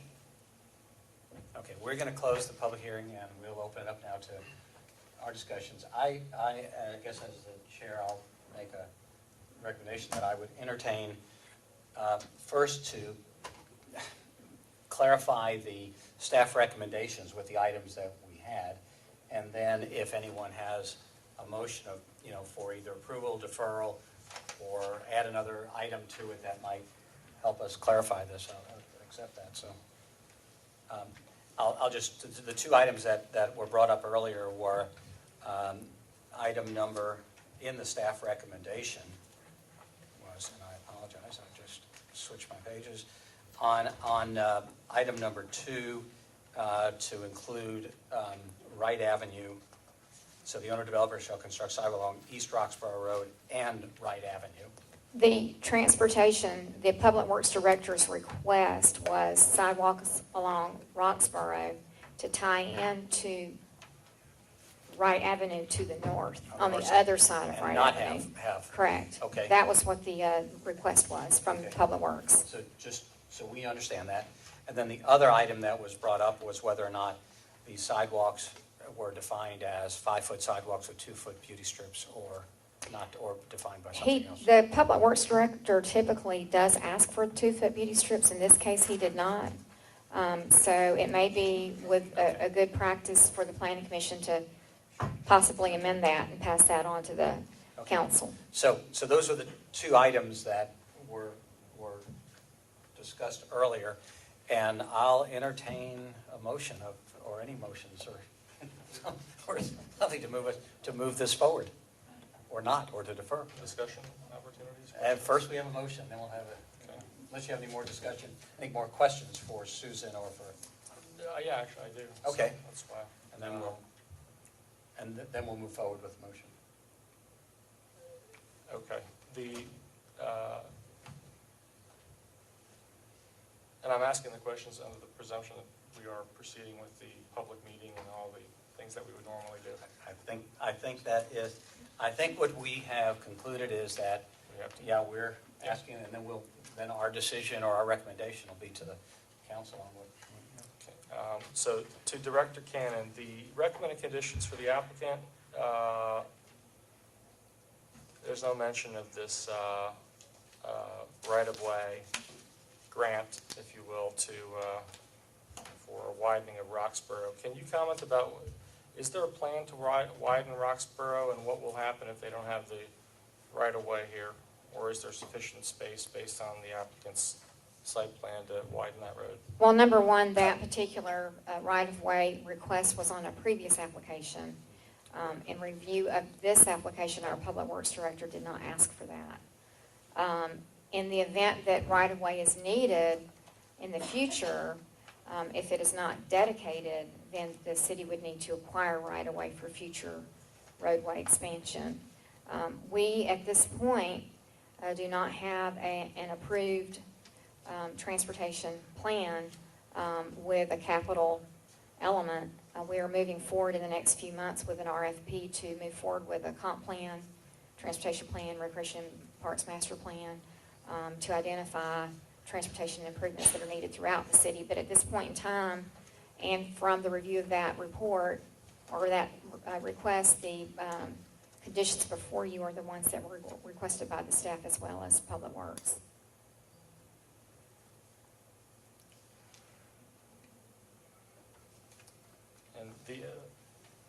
applicant's plan for visitor parking, where would that be? On that plan there? It appears that it would be in the driveways. In the driveways, just alongside each driveway, or? Yes, sir. Okay, anything else? Anybody can make heads or tails out of motions, or let's deal with this, I think, one at a time. So I will make a motion. I'll make the easy one. I'll make a motion to add item number 5 to the recommendations and conditions that define to define sidewalks as 5 foot wide plus 2 foot beauty strips. I'll second I'm that. doing the easy one here. Do I I'll have a second? Yes. Do we have any discussion on that? I know I'm getting away because this is how you do it. And all in favor of adding item number 5, 5 foot wide and 2 foot beauty strips? All in favor, say aye. Aye. Aye. Any opposed? No, okay, now the hard one. Or not, I mean, it's up to,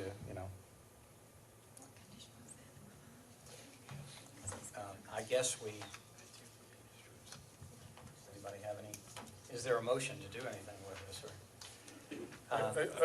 Mr. Chairman, I just want to make sure I understood the staff and your question correctly, that if we put this to vote, we can make it on contingent that, on the property owner. And Only if a motion is made by someone to do that. Okay. And I guess. Make sure that's an option. Yeah, and I guess the one other question I have, and I realize we're a little bit off here. If no motion is made, what happens to the application? I'm trying to think of Robert's Rules of Orders. If no motion is made to the floor. Well, you have to make a motion of some sort, whether it's deferral, denial, approval, I there don't has think to so. be. I think we have to vote if a motion is made. I don't know. I'll make a motion to approve. Okay. All right. Well, then that's a moot point then. I don't have to need an answer on that. Right, I'm making a motion to approve the rezoning ordinance ID number 1124 with the added condition relating to the sidewalk and beauty strip. Okay, do I have a second on that motion? My question, if I can request the chair, is I would entertain that as long as the notarized documents are put in place. And Well, you can ask Commissioner Francoeur to amend, you can ask him if he is, this is page 78 of the Robert's Rules. It has to be a valid If you can ask him to, application. 1 second, you can ask him if he would be willing to amend his motion to include that. If he is, then we can move forward with a second. If he doesn't, if he's not willing to amend it with that, then we move forward and vote on it without that. okay, Mr.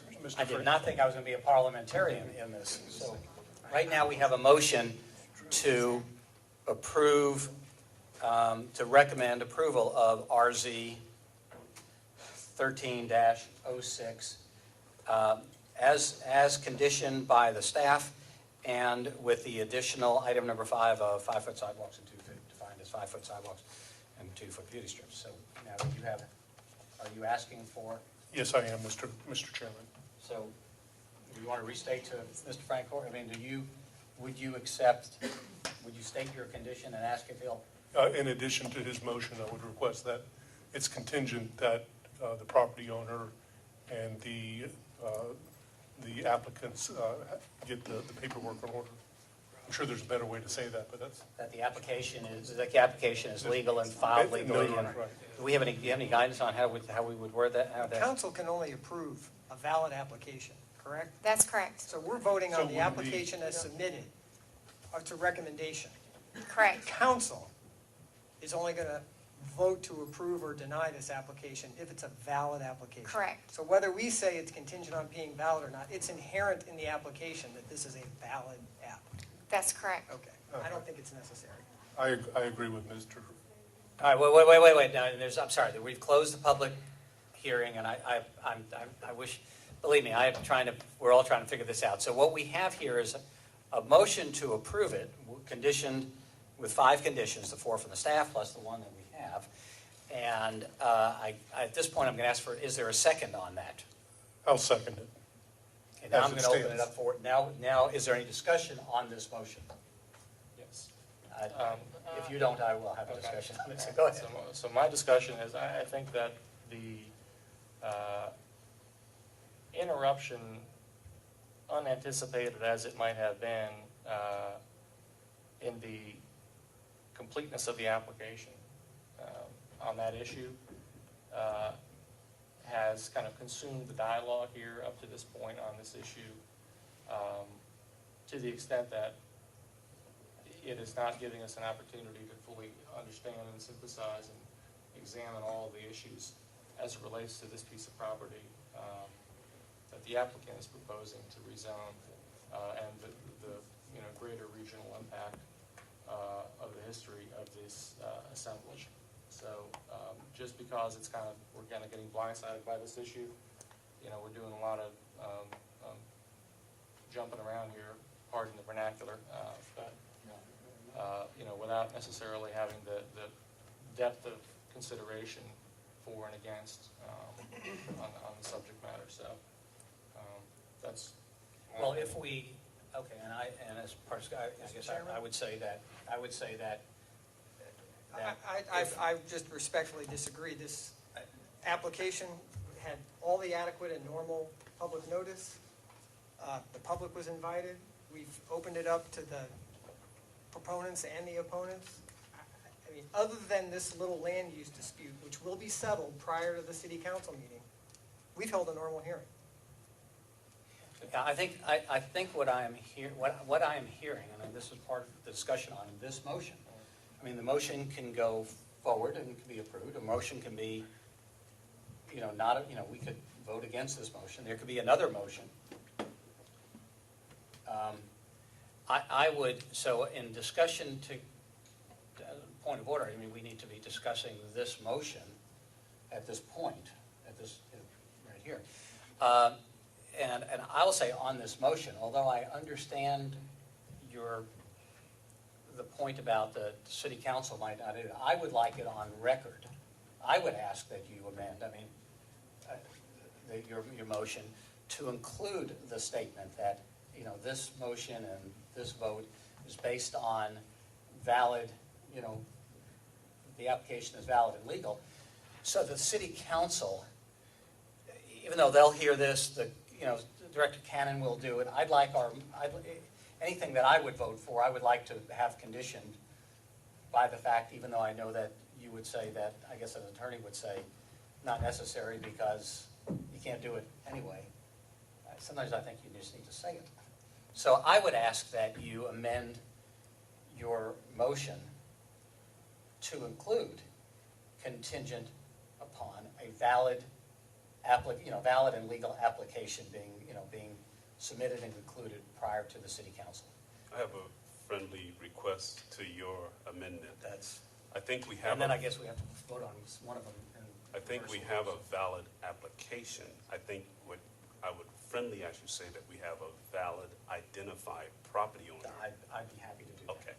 I'm just I think we're all trying to say, okay, city council, here's our best judgment on what we've seen before us. But we want you to know that we recognize that there is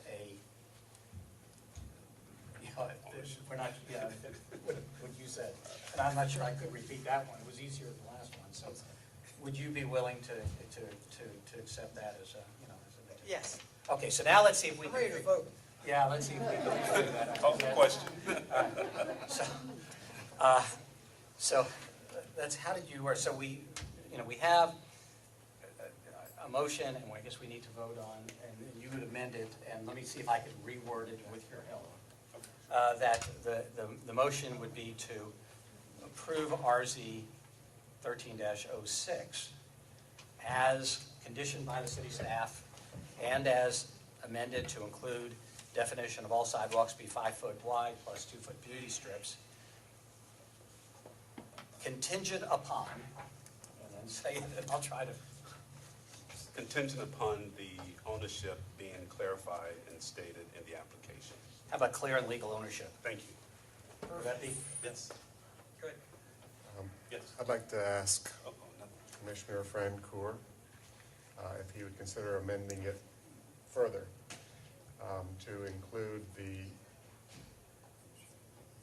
property owner's agreement to give the city a 30-foot right-of-way along Roxborough for potential road widening, and to require sidewalks along the entire frontage of the property, including Wright Avenue. I have a comment. Motion. And the reason, and I'm asking if you would consent, and the main reason, I think we need sidewalks everywhere. Yeah. And I've been in many subdivisions where you can only get the sidewalk the part way. You could of agree the or side. not agree to amend it, and then we would vote on without it, or whether, depending on what he. I mean, the sidewalks, I'm fine. I don't understand, I'm not sure there's 30 feet there. But that's a question for the applicant. I don't know that, it doesn't look like there's 30 feet that we can require them to So- dedicate. So what do I hear you, and then we'll come back and have That's what I'm questioning, the current So- condition, the current condition that's on the property, we're basically wiping that out with this. We're not making legal, reauthorization. we're not gonna make a legal, our issue, I think here, is to make a judgment on the land use and not the legality of it.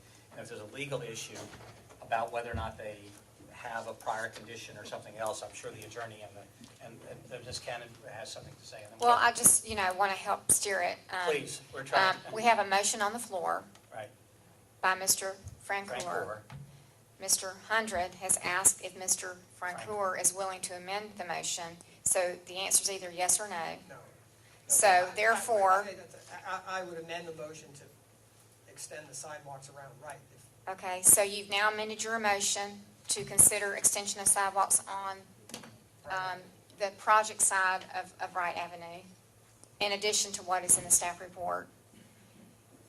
So that's the motion. Right, and I'll repeat it to make sure Okay. we've got it clear. So he has said no to the 30-foot right-of-way, not to amend it. He said yes, I believe, That's correct. to including, is that the east side or west side of Wright The, Avenue? the project side. Project side would be okay. Okay, and now is there any other discussion, or and then I'll repeat this and we'll see what we've got here. So what we have is, I believe, what we have here is a motion to approve RZ 13-06 as conditioned, including as conditioned by the City of Brookhaven staff, items 1 through 4, the addition of item number 5, sidewalks to be defined as 5 foot wide plus 2 foot beauty strips, and I forgot, and contingent upon clear and legal ownership of the property. And then, item number 6, to include sidewalks on the project side of Wright Avenue. Correct. With the I beauty guess strip, I'm sorry. sidewalks with the beauty strip. Yes. All Okay. side, the item number 5 on this is the definition of a sidewalk is 5 foot wide plus a 2 foot beauty strip. Any reference to a sidewalk will be 5 foot wide plus a 2 foot beauty strip. Is Got that it. clear? Is that Yeah, okay? I was just Did I making get sure that? that was with number Is that 6. okay with you? Yes, Right. that's correct. Okay. So we have a motion. It's been amended. It's been, We need the amended motion to be seconded, do we? I was about to say, now we need. Second. We have a second. And is there any other discussion on this? I just have one comment. On the motion, Yes. not on other things, so No, this is on the motion. The motion doesn't have the additional right-of-way. that's correct. And I feel actually I'm embarrassed to even bring up additional right-of-way because I'm generally against widening roads. So, but I just want to point out that in the future, if that's part of the major road plan, then the city will have to purchase that right-of-way at some significant expense to them. I- Whereas it's commonly part of rezonings like I this. have no doubt there are things that. Yeah. So is everyone, But I'm not advocating. do I have to do that again, or is everyone clear on the motion? We're and the clear. second? We're clear. All in favor of the motion and the amendments, signify by saying aye. Aye. All opposed? Opposed? Let it be shown that we have 6 in favor of it, 1. Yeah, I'll be interested to see I'm sure the notes will be absolutely accurate. And we'll take just 2 or 3 minutes and then we'll move on. Thank you, everyone, and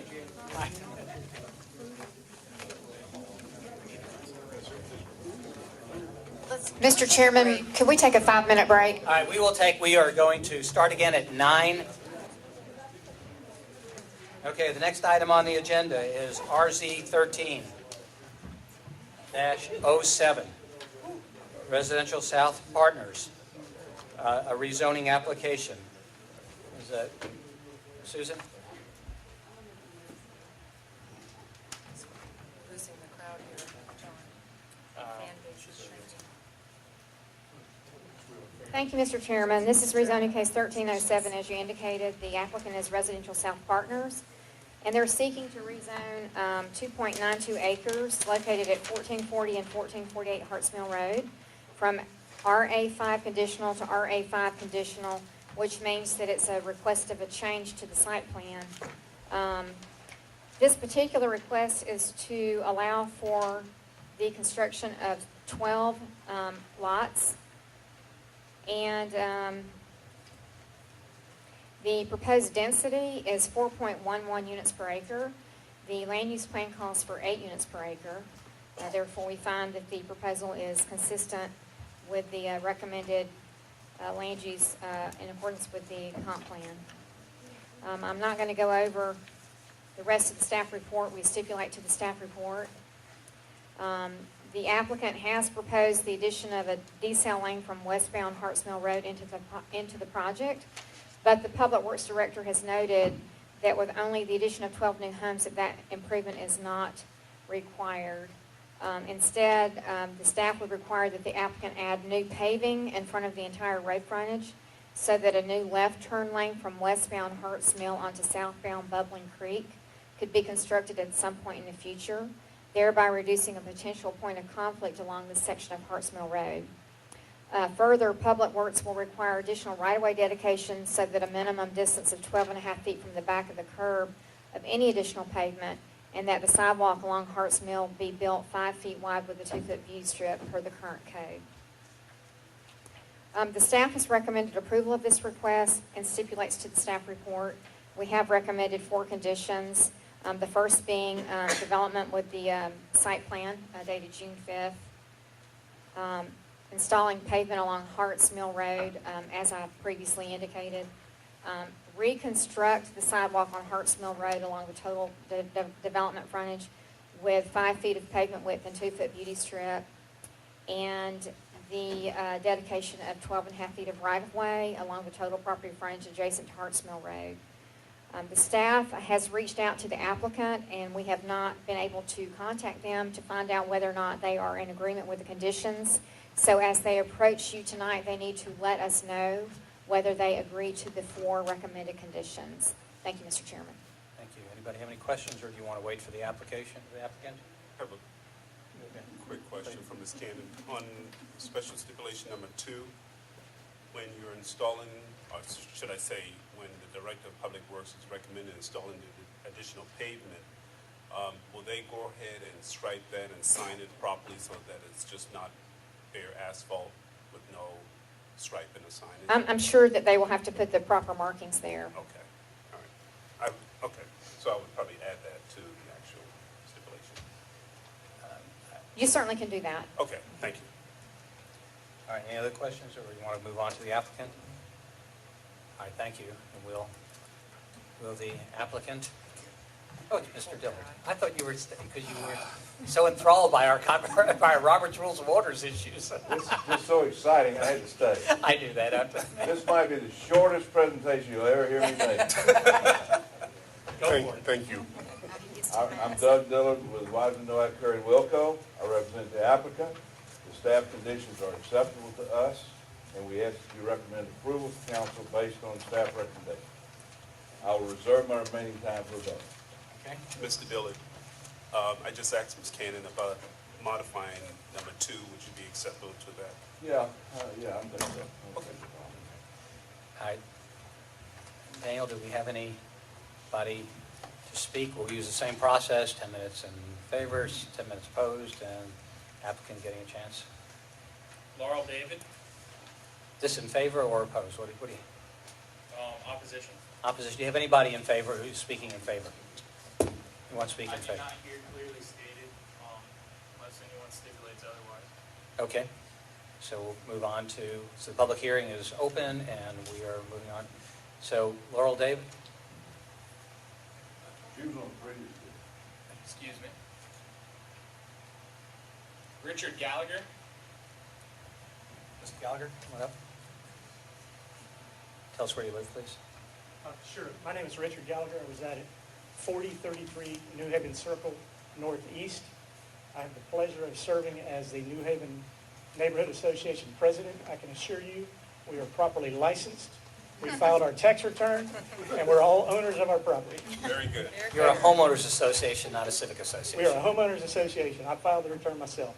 All right. Mr. Hunter, we actually carpool tonight to cut our carbon emissions, so hopefully. Carbon footprint. Although I think anything we might have tried to achieve was negated in the previous discussion.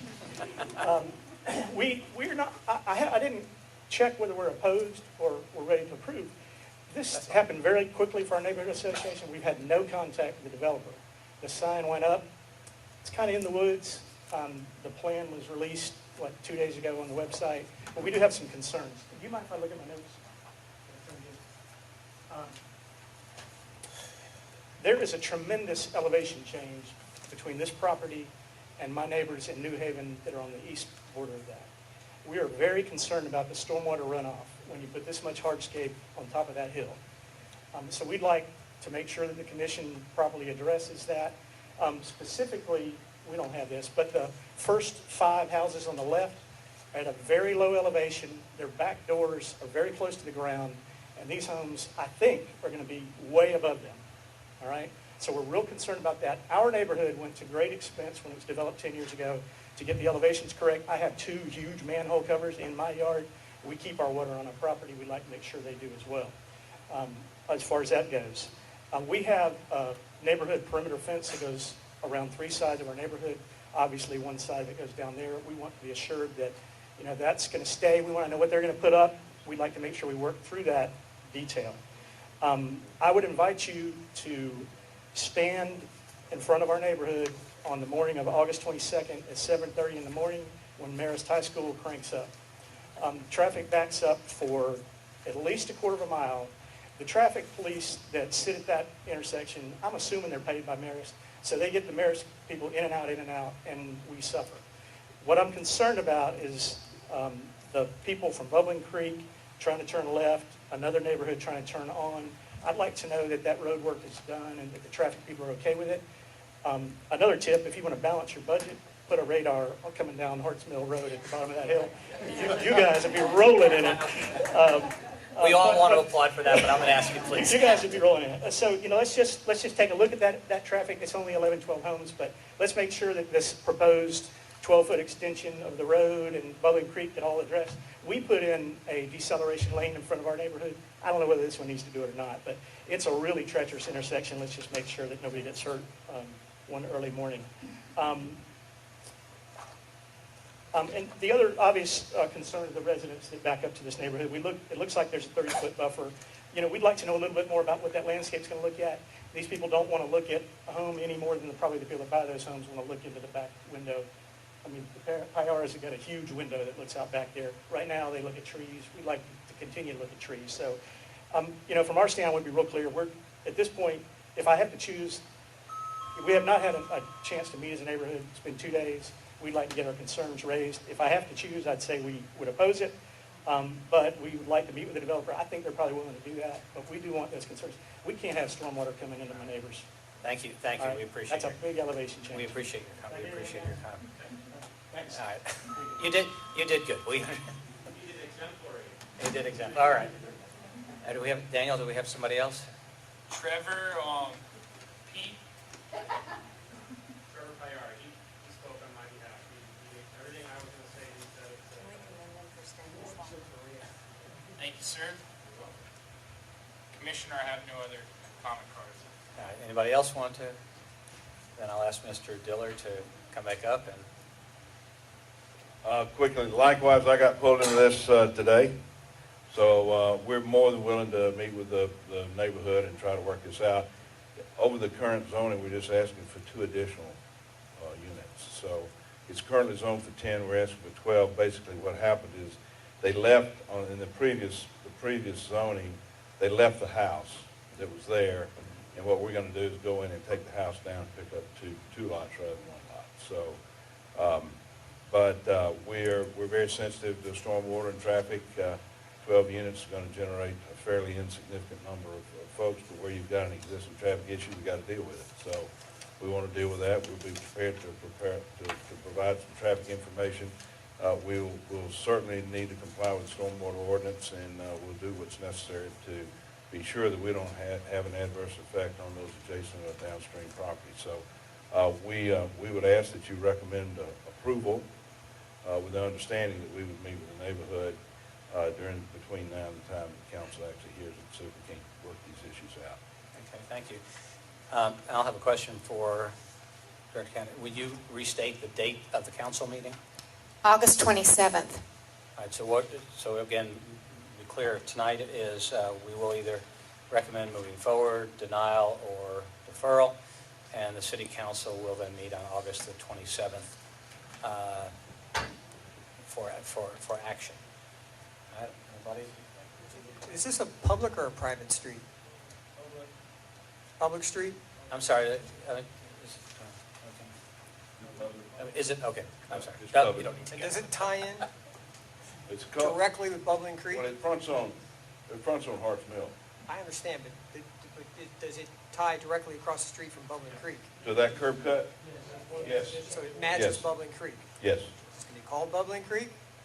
I don't know the name. They're saying it ties into the curb cut, whatever, it's a curb cut across the street. Is that not true?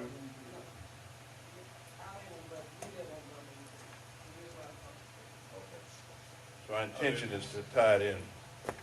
Okay, so Yes, but I'm just curious, does it line up, is it offset, is it straight? I mean, is it going to be, if it's public, is it going to be called Bubbling Creek? Here's the line right here. It's directly. I think we're hearing is that it's directly across. Is what But I- is this an extension? Are we going to call this Bubbling Creek? That's my question. No, it will not be called Bubbling Creek. Okay. Does that answer that? Okay. Anyone else have any questions for either the applicant or, I'm not forcing any questions, you can, no? Okay, do I have a, thank you, do I have a motion? Did you close the public hearing? No, I didn't. So, anybody else have any questions? All right, with public with no one else, no comment cards, no one else to speak, we will close the, one follow-up. Make it quick. Gallagher, 4033. Yeah, Just so that we know, would we have an opportunity to further oppose if we feel like the stormwater is not handled correctly? Or do we go to the Stormwater Commission? Can you tell us what you we need to can, do? well, yeah, but you can go to the city council on August the 27th at 7 o'clock, or whenever it is. 7 p.m., yes. 7 p.m. at the city council meeting. We are a recommending body. We will recommend an action. Okay, so since we were last, can you recommend we're first at the city council meeting? I'd recommend I go first. Mr. Dillard, do you have anything you want to say to that? Okay, all right, thank you. All right, so. We will meet with it. We will meet. I have just one comment for Mr. Gallagher and others' benefit. I think it's important that we understand that we do not make conditions about stormwater. Stormwater is a concern to everybody. That is handled after rezonings. There are state rules to that. They're very strict. There's a very thorough review. You have to retain not just the amount, you can't limit the runoff to what's currently there. You have to reduce it by at least 10%.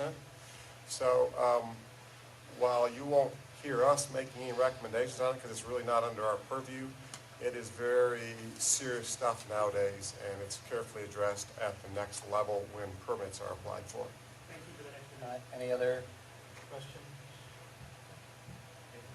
No. Anybody on this side? No. Okay, do we have a, I don't have any other questions. Do we have a motion? I make a motion that we approve case RZ 1307 with the staff recommended conditions.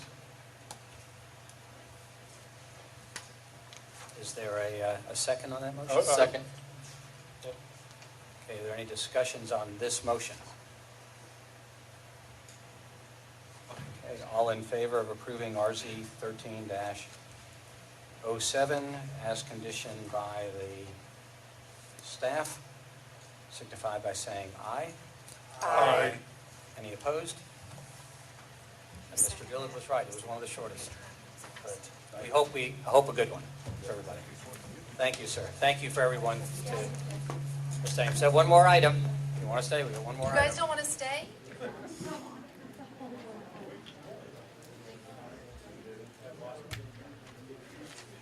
All right, one more item. And we'll give just a minute for everybody to kind of settle down here.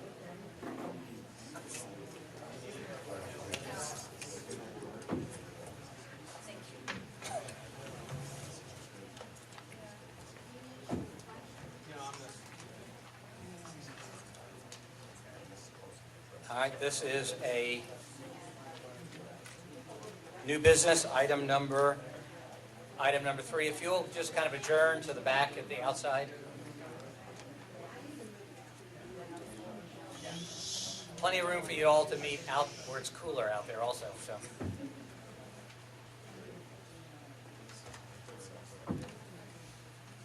All right, this is a text amendment, ordinance ID 1126, and it's identified as RZ 13-08, a text amendment to amend the city's zoning ordinance. Mr. Chairman, this is a text amendment to the zoning ordinance to provide for syncing the sexually oriented business provisions in the city code to the zoning ordinance. Tonight we have with us one of our attorneys, Brian Dykes, and he's going to give you an overview of the purpose of this text amendment. Brian. My name is Brian Dykes. I'm with the law office of Scott B. Berkfold, and we've been working with the Brookhaven City Attorney's Office in conjunction with them on adult business legal issues. As you may know, in January, the Brookhaven City Council adopted licensing requirements and some other regulations for sexually oriented businesses. In May, spacing requirements were added, and those require sexually oriented businesses to be at least 100 feet from one another and at least 300 feet from residential districts, churches, and other sensitive land uses. Tonight you have proposed text amendments to the Brookhaven zoning ordinance. These don't expand the city's regulations, rather they harmonize the city's zoning regulations with the currently existing licensing regulations for these businesses. Now, I've given you a handout concerning the legal basis and rationale for adopting these kinds of regulations. I'm going to kind of blow through it. The upshot, the essence here, is that a city can adopt regulations based on the documented negative secondary effects that other jurisdictions have experienced, as long as whatever the city relies upon is reasonably believed to be relevant to the negative secondary effects that the city is trying to prevent. And that comes from the Renton case. It's on the middle of page 1, a Supreme Court decision from 1986. On many previous occasions, the Brookhaven City Council has already considered evidence of this nature. That same body of evidence is the predicate for this zoning text amendment. A compilation of these secondary effects materials are on a CD that I'm going to offer as part of the record for tonight's hearing. If you would skip with me ahead to page 4, I would like to point out a few cases. Stop for just a second. Hey, can we shut that off, or just so we're not distracted by The fan? No,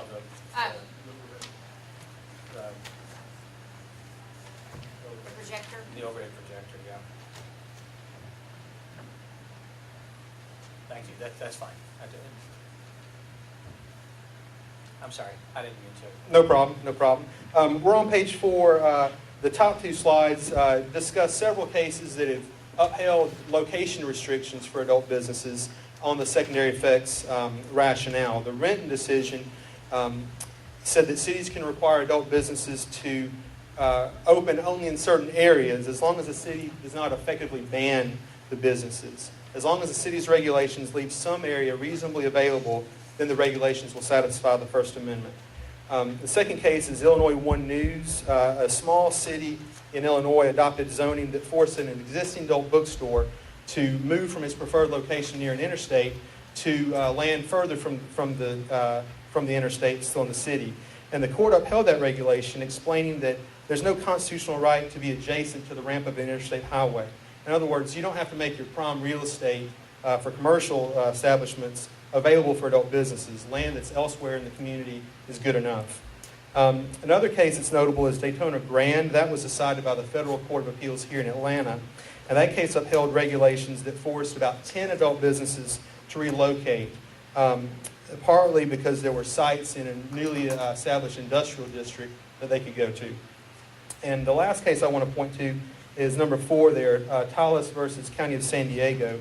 There, the county also moved sexual-oriented businesses out of commercial zones and into industrial zones. And the court explained it was reasonable for the county to relocate businesses there because industrial zones, putting them there would serve to reduce crime and disorderly conduct and property depreciation because those are located far from residential areas and have little other commercial appeal at night. So as long as the industrial areas were accessible to the general public, it's reasonable to conclude that willing patrons would go there if the adult businesses were there. The remaining slides concern other cases and studies that are in the record that the City Council has previously seen that support the city's regulation of sexual-oriented businesses. And I won't elaborate on those further. But I will just close by noting that the studies and cases are all made a part of the record, and they serve as the basis for these zoning text amendments. Thank you very much. Thank you. I guess we'll open public hearing. Daniel, do you have anyone speaking in favor of this amendment, or anyone speaking? Not specifically noted in favor. Okay. I have Mr. Valines to speak in opposition, I assume. Okay. Good evening. I'm Aubrey Valines, 2900 Chambly Tucker Road. First, let me thank you for your service, and I mean that. It's a thankless job.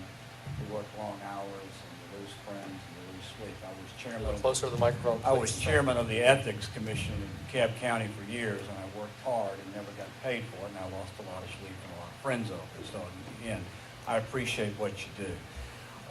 The reason this had to come about is that we filed a lawsuit against Brookhaven. We filed that lawsuit. We pointed out several deficiencies in their law, probably over 50. And so they've had to go back and make changes in the alcohol code, in the zoning code, and in the sexual or SOB code. I've probably got about 50 more I didn't point out in the lawsuit because my mother didn't raise no fool, but they'll be coming up in the future.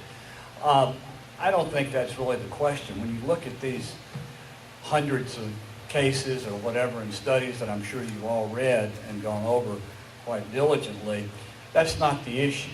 The issue can probably best be described by saying if I had a house that I wanted to buy near the 57th Fighter Group or maybe by the Haven, and I asked the realtor or the lawyer, what are the secondary effects regarding crime around those houses? And what happens? Is there a lot of crime? And he said, well, let me tell you about what they got in Seattle when you got a bar and a restaurant together. Let me tell you about what they got in Amarillo, Texas, or Seattle, or Daytona, or Knoxville, or Wilmington, Delaware. You'd say, are you crazy?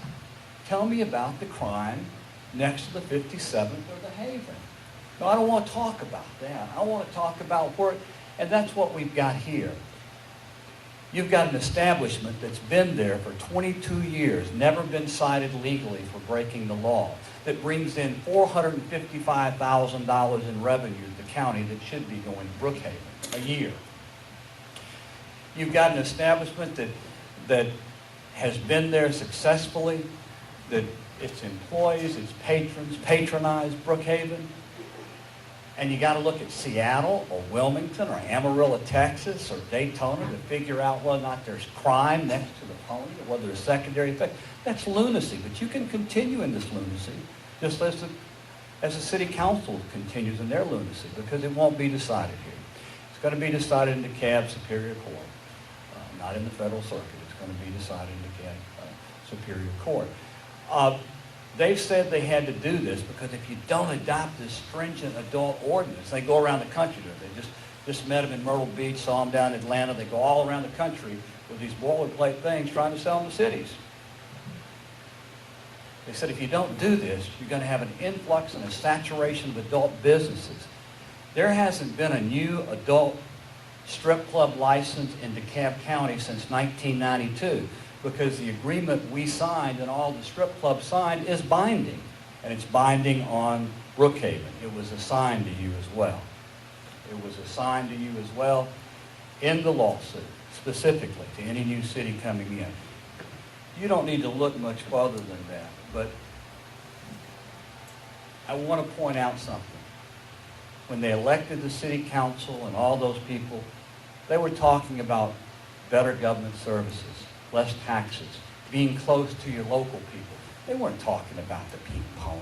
They're still not talking about the pink pony. So what are these crazy people doing, costing the citizens of Brookhaven all this money when they're going to lose? And not only that, we've got a source of revenue for a business that's never had a problem. Never had a problem.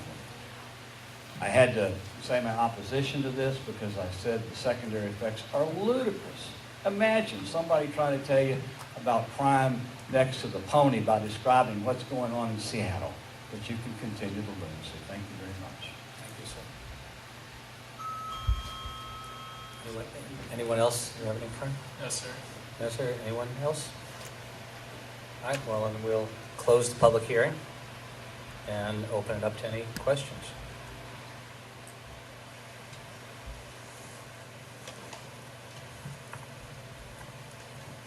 And I'm sorry, go ahead. I want to address the chair.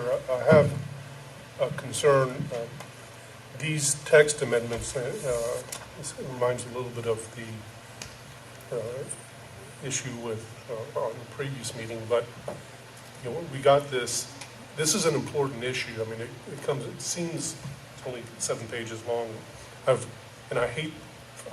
don't mean to offend the lawyers in the room, but I hate reading lawyer talk. And I've read this thing more times than I care to admit. But, Mr. Chairman, I would appreciate more time to review this. We got this on Friday afternoon. I got this on Friday afternoon, and we discussed it on Monday morning, and here we are Wednesday night voting on it. I would like some more time to, I mean, I can read, but I think the implications of this text amendment is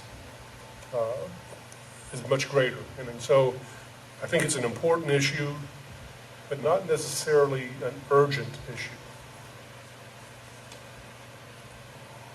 And if this is going to be decided in DeKalb Court, I don't know that we need to address it now. We have a responsibility to make a recommendation on the land use part of this. We can vote, you can vote to, if there is a motion, you can vote to approve, you can vote to deny, or you can vote to defer. I don't know that we have any, I think that is our obligation under the charter, under our charter. Mr. Chairman, can we vote to abstain? Do you have anything else? And then I'll come back to it. Do you have any other, I mean, is that? I would just like to state for the record that this text amendment was initiated by the city. This text amendment was drafted by our legal team. Our legal representative is here tonight. If you have any specific questions, he can certainly answer them. And it would be our recommendation that you move this text amendment forward. Right, okay. Commissioner Francois, I'm sorry. Do we also have the option to abstain? I've been on vacation. I haven't read this. I don't. Sure, you have the option to abstain. I don't believe we do. I actually think in the charter, the planning commission, you can excuse yourself. You can, no, it's not the right word, excuse. It's recuse yourself. Thank you, sir. Because you have some vested interest, but I believe the charter says, and the commission says, we are obligated to vote, either to approve or disapprove or to. You are correct. I stand corrected. Thank you. I do read that stuff. Yes. So, yeah, you can't, if you feel you have some interest that would keep you from, you can recuse yourself, in which case. I just haven't read it. I'm sorry? I don't have an interest. I just haven't read it. I've been on vacation. I'd like to make a motion. All right, so, well, okay, so we have a motion, go ahead. I'd like to make a motion to defer this item for 60 days and take it up 2 months. I think it's an important issue. Fortunately, I'll be out of the country for the next meeting. But again, it's, in my mind, and maybe to the, it's important but not urgent. So I would like for us to have 60 days or 2 meetings from now, whatever that turns out to be, to take it up then. That's my motion. Okay, we have a motion on the floor. Do we have a second? I'll second. All right, so we have a motion to defer for 60 days. I assume that would be, time specific would be for the October meeting, whatever that date is. I'm looking, I actually Okay, have it I right can here. probably, give us 1 second so we get a date so we get that motion correct.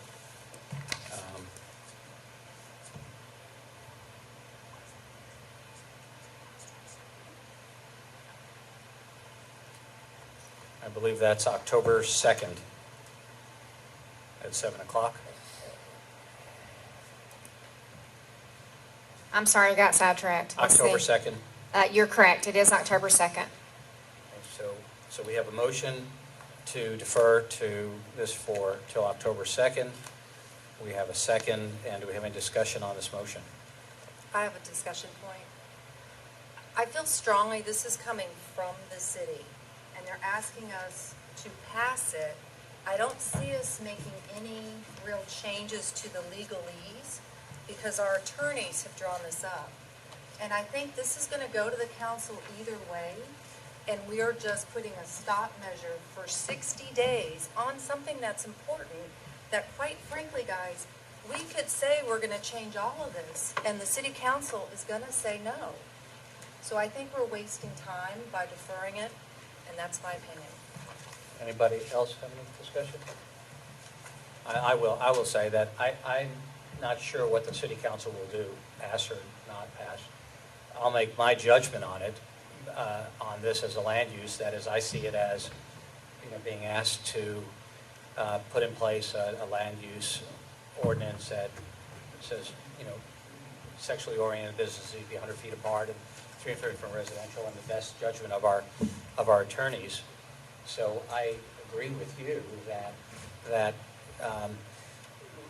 if we want our judgment as commissioners here to be heard, we need to vote up or down on it. If we defer, I think I would feel I am personally deferring on my obligation to make a recommendation to the city council. Now, again, I'm not suggesting, I have no idea what the city council will do, whether they vote yea or nay in this. I know I've been appointed here to make a best judgment I can on this, and I've read the best, and I think that we're being asked to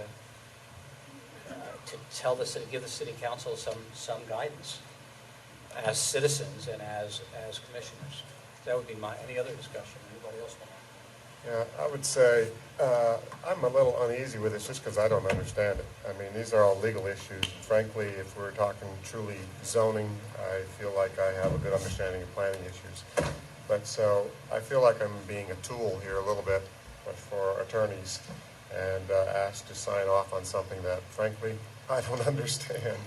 So I'm fine with, personally, with not signing yea or nay and just letting the city council decide, because they perhaps do have better access to detailed legal questions and all the other stuff going around this issue. So it's not that I think this is good don't think this is good. It's probably useful. Frankly, I just don't understand it. I don't understand what it means. Mr. Chairman, if I may interject, we certainly have our legal representative here tonight who is very well-versed and capable of answering any questions you have. So if you need a bigger breakdown on what it means, or if you have pointed questions, he's certainly here to answer those here tonight. Okay, well, that's good. I was asked first here, and then, okay, go ahead. Just maybe one quick comment and then one quick question. The quick comment is, the last text amendment we had was the height issue. And, I think anybody who's ever attended any of the city organizing meetings, and then since the incorporation, Is this on? Testing. Anybody who's attended any of the city council meetings knows that the goal of the city, after it has incorporated, is to adopt the ordinance and then clean up the ordinance as we go. Is that correct? That's correct. Okay, so, I mean, I see this effort as, irrespective of the subject matter of it, is from just a process standpoint, it's another step in the process of adjusting the ordinances and tailoring them and cleaning them up, and now that we are a city.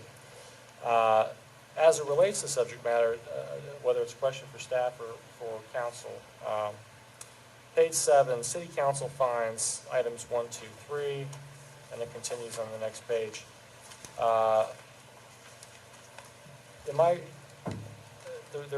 This is a very complicated document, clearly, with a lot of references to legal cases and so forth.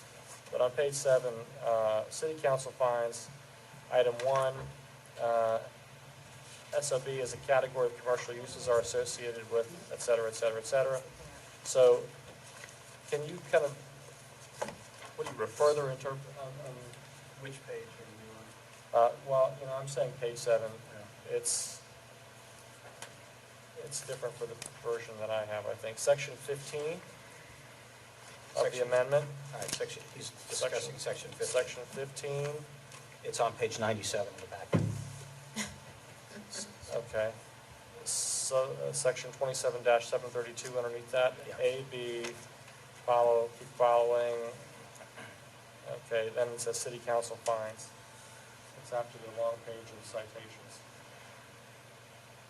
All right, packet page 100, about halfway down. Okay, packet page 100, top of the page. And if you go back to the previous page, at the bottom of page 99, it says the phrase, "The city council finds," continues on the next page in your packet, those issues. So are we to interpret that as the city council has considered this matter, they've evaluated it to any degree, and they have found this to be true?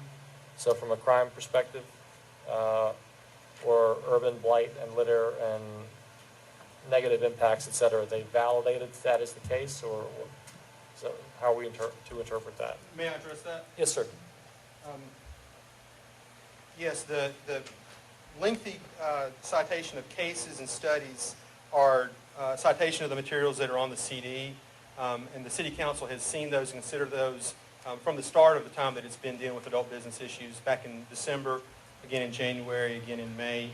And as for finding number 3 here, that's the same finding that is contained in the licensing ordinance that they adopted in January. And yes, it says that they've considered this legislative evidence, and this is a finding that they reach in support of the regulations they've adopted. So they've been diligent in evaluating and analyzing the matter. I think that's fair to say, yes. Okay, thank you. Commissioner Funny, I'm sorry, we have one question here, we'll get to you. No, I was just only going to state that from what we're dealing with in front of us is something that has been put in front of us by the city council and legal representation. And I would always go back to legal representation from the city because I don't have an individual to represent me on this body. And that's who I would ask for interpretation. Now, what happens in Superior Court is beyond us. That's between the lawyers. But I think based on what they have presented us with, we're relying on them for the legal representation of the city, and that's the body we are sitting representing. Yeah, I agree with that. I'm looking at it, and I think there's a lot of justification for this, and that's the city and the staff and the legal counsel. And I'm looking at the 2 items that are land use, and maybe that's simplistic, but I think it isn't, in that we're being asked to look at this as land use plans should sexually oriented businesses in the city be within 100 feet of another sexually oriented business. And item number 2 should be within 300 feet of a residential area. So again, we're discussing this particular motion, which is to defer. And if there's, I guess I will ask, does anybody else have any other discussion on this motion? If not, we have a motion, we have a second. I just wanted to get a better understanding of Mr. Schmidt's question. Right. I thought he asked, has there been evidence locally in Brookhaven, now the city of Brookhaven, that the assertions made, in all these cases exist here? Well, Is that what you were asking? I was asking, in other words, just for some guidance about how to interpret what the city council finds. And that was explained. It wasn't so much for crime statistics. It was more, the city council finds that based on the analysis of what's been presented here, with all of the legal cases. Okay, And so so forth. I would ask the question, has there been evidence, all these legal cases and studies, I read a couple of them, but again, I didn't really have time to read through many of them. Has there been evidence that this is happening here, these accusations of secondary stuff, for lack of a better word? I'm not sure. Or am I have getting to- ahead of myself? Yeah, you made a motion to defer. Yeah, let's take a I guess the question was put to defer. Okay. You can withdraw that motion if you choose, but if you're not, you've asked to defer. There's been There was a second. There was a second, and I apologize, was it Commissioner Hundred? That Yes. seconded that motion. We've had discussion on this particular motion, so I'm prepared to call a question on it unless there's somebody else has another item. So, all in favor of recommending deferral, say aye. Aye. Let's count that. Let's show of hands on that, just to be sure. Okay, all opposed to the deferral, show of hands and say nay, please. Nay. Nay. 4. 5. 5. So we have 5, so the motion fails. The motion to defer fails. Okay, so now the question is someone have a replacement? Is it a replacement motion? Is that what it's called? A new motion. A new Do we motion. have it? A replacement motion. I would like to make a motion to approve RZ 13-8,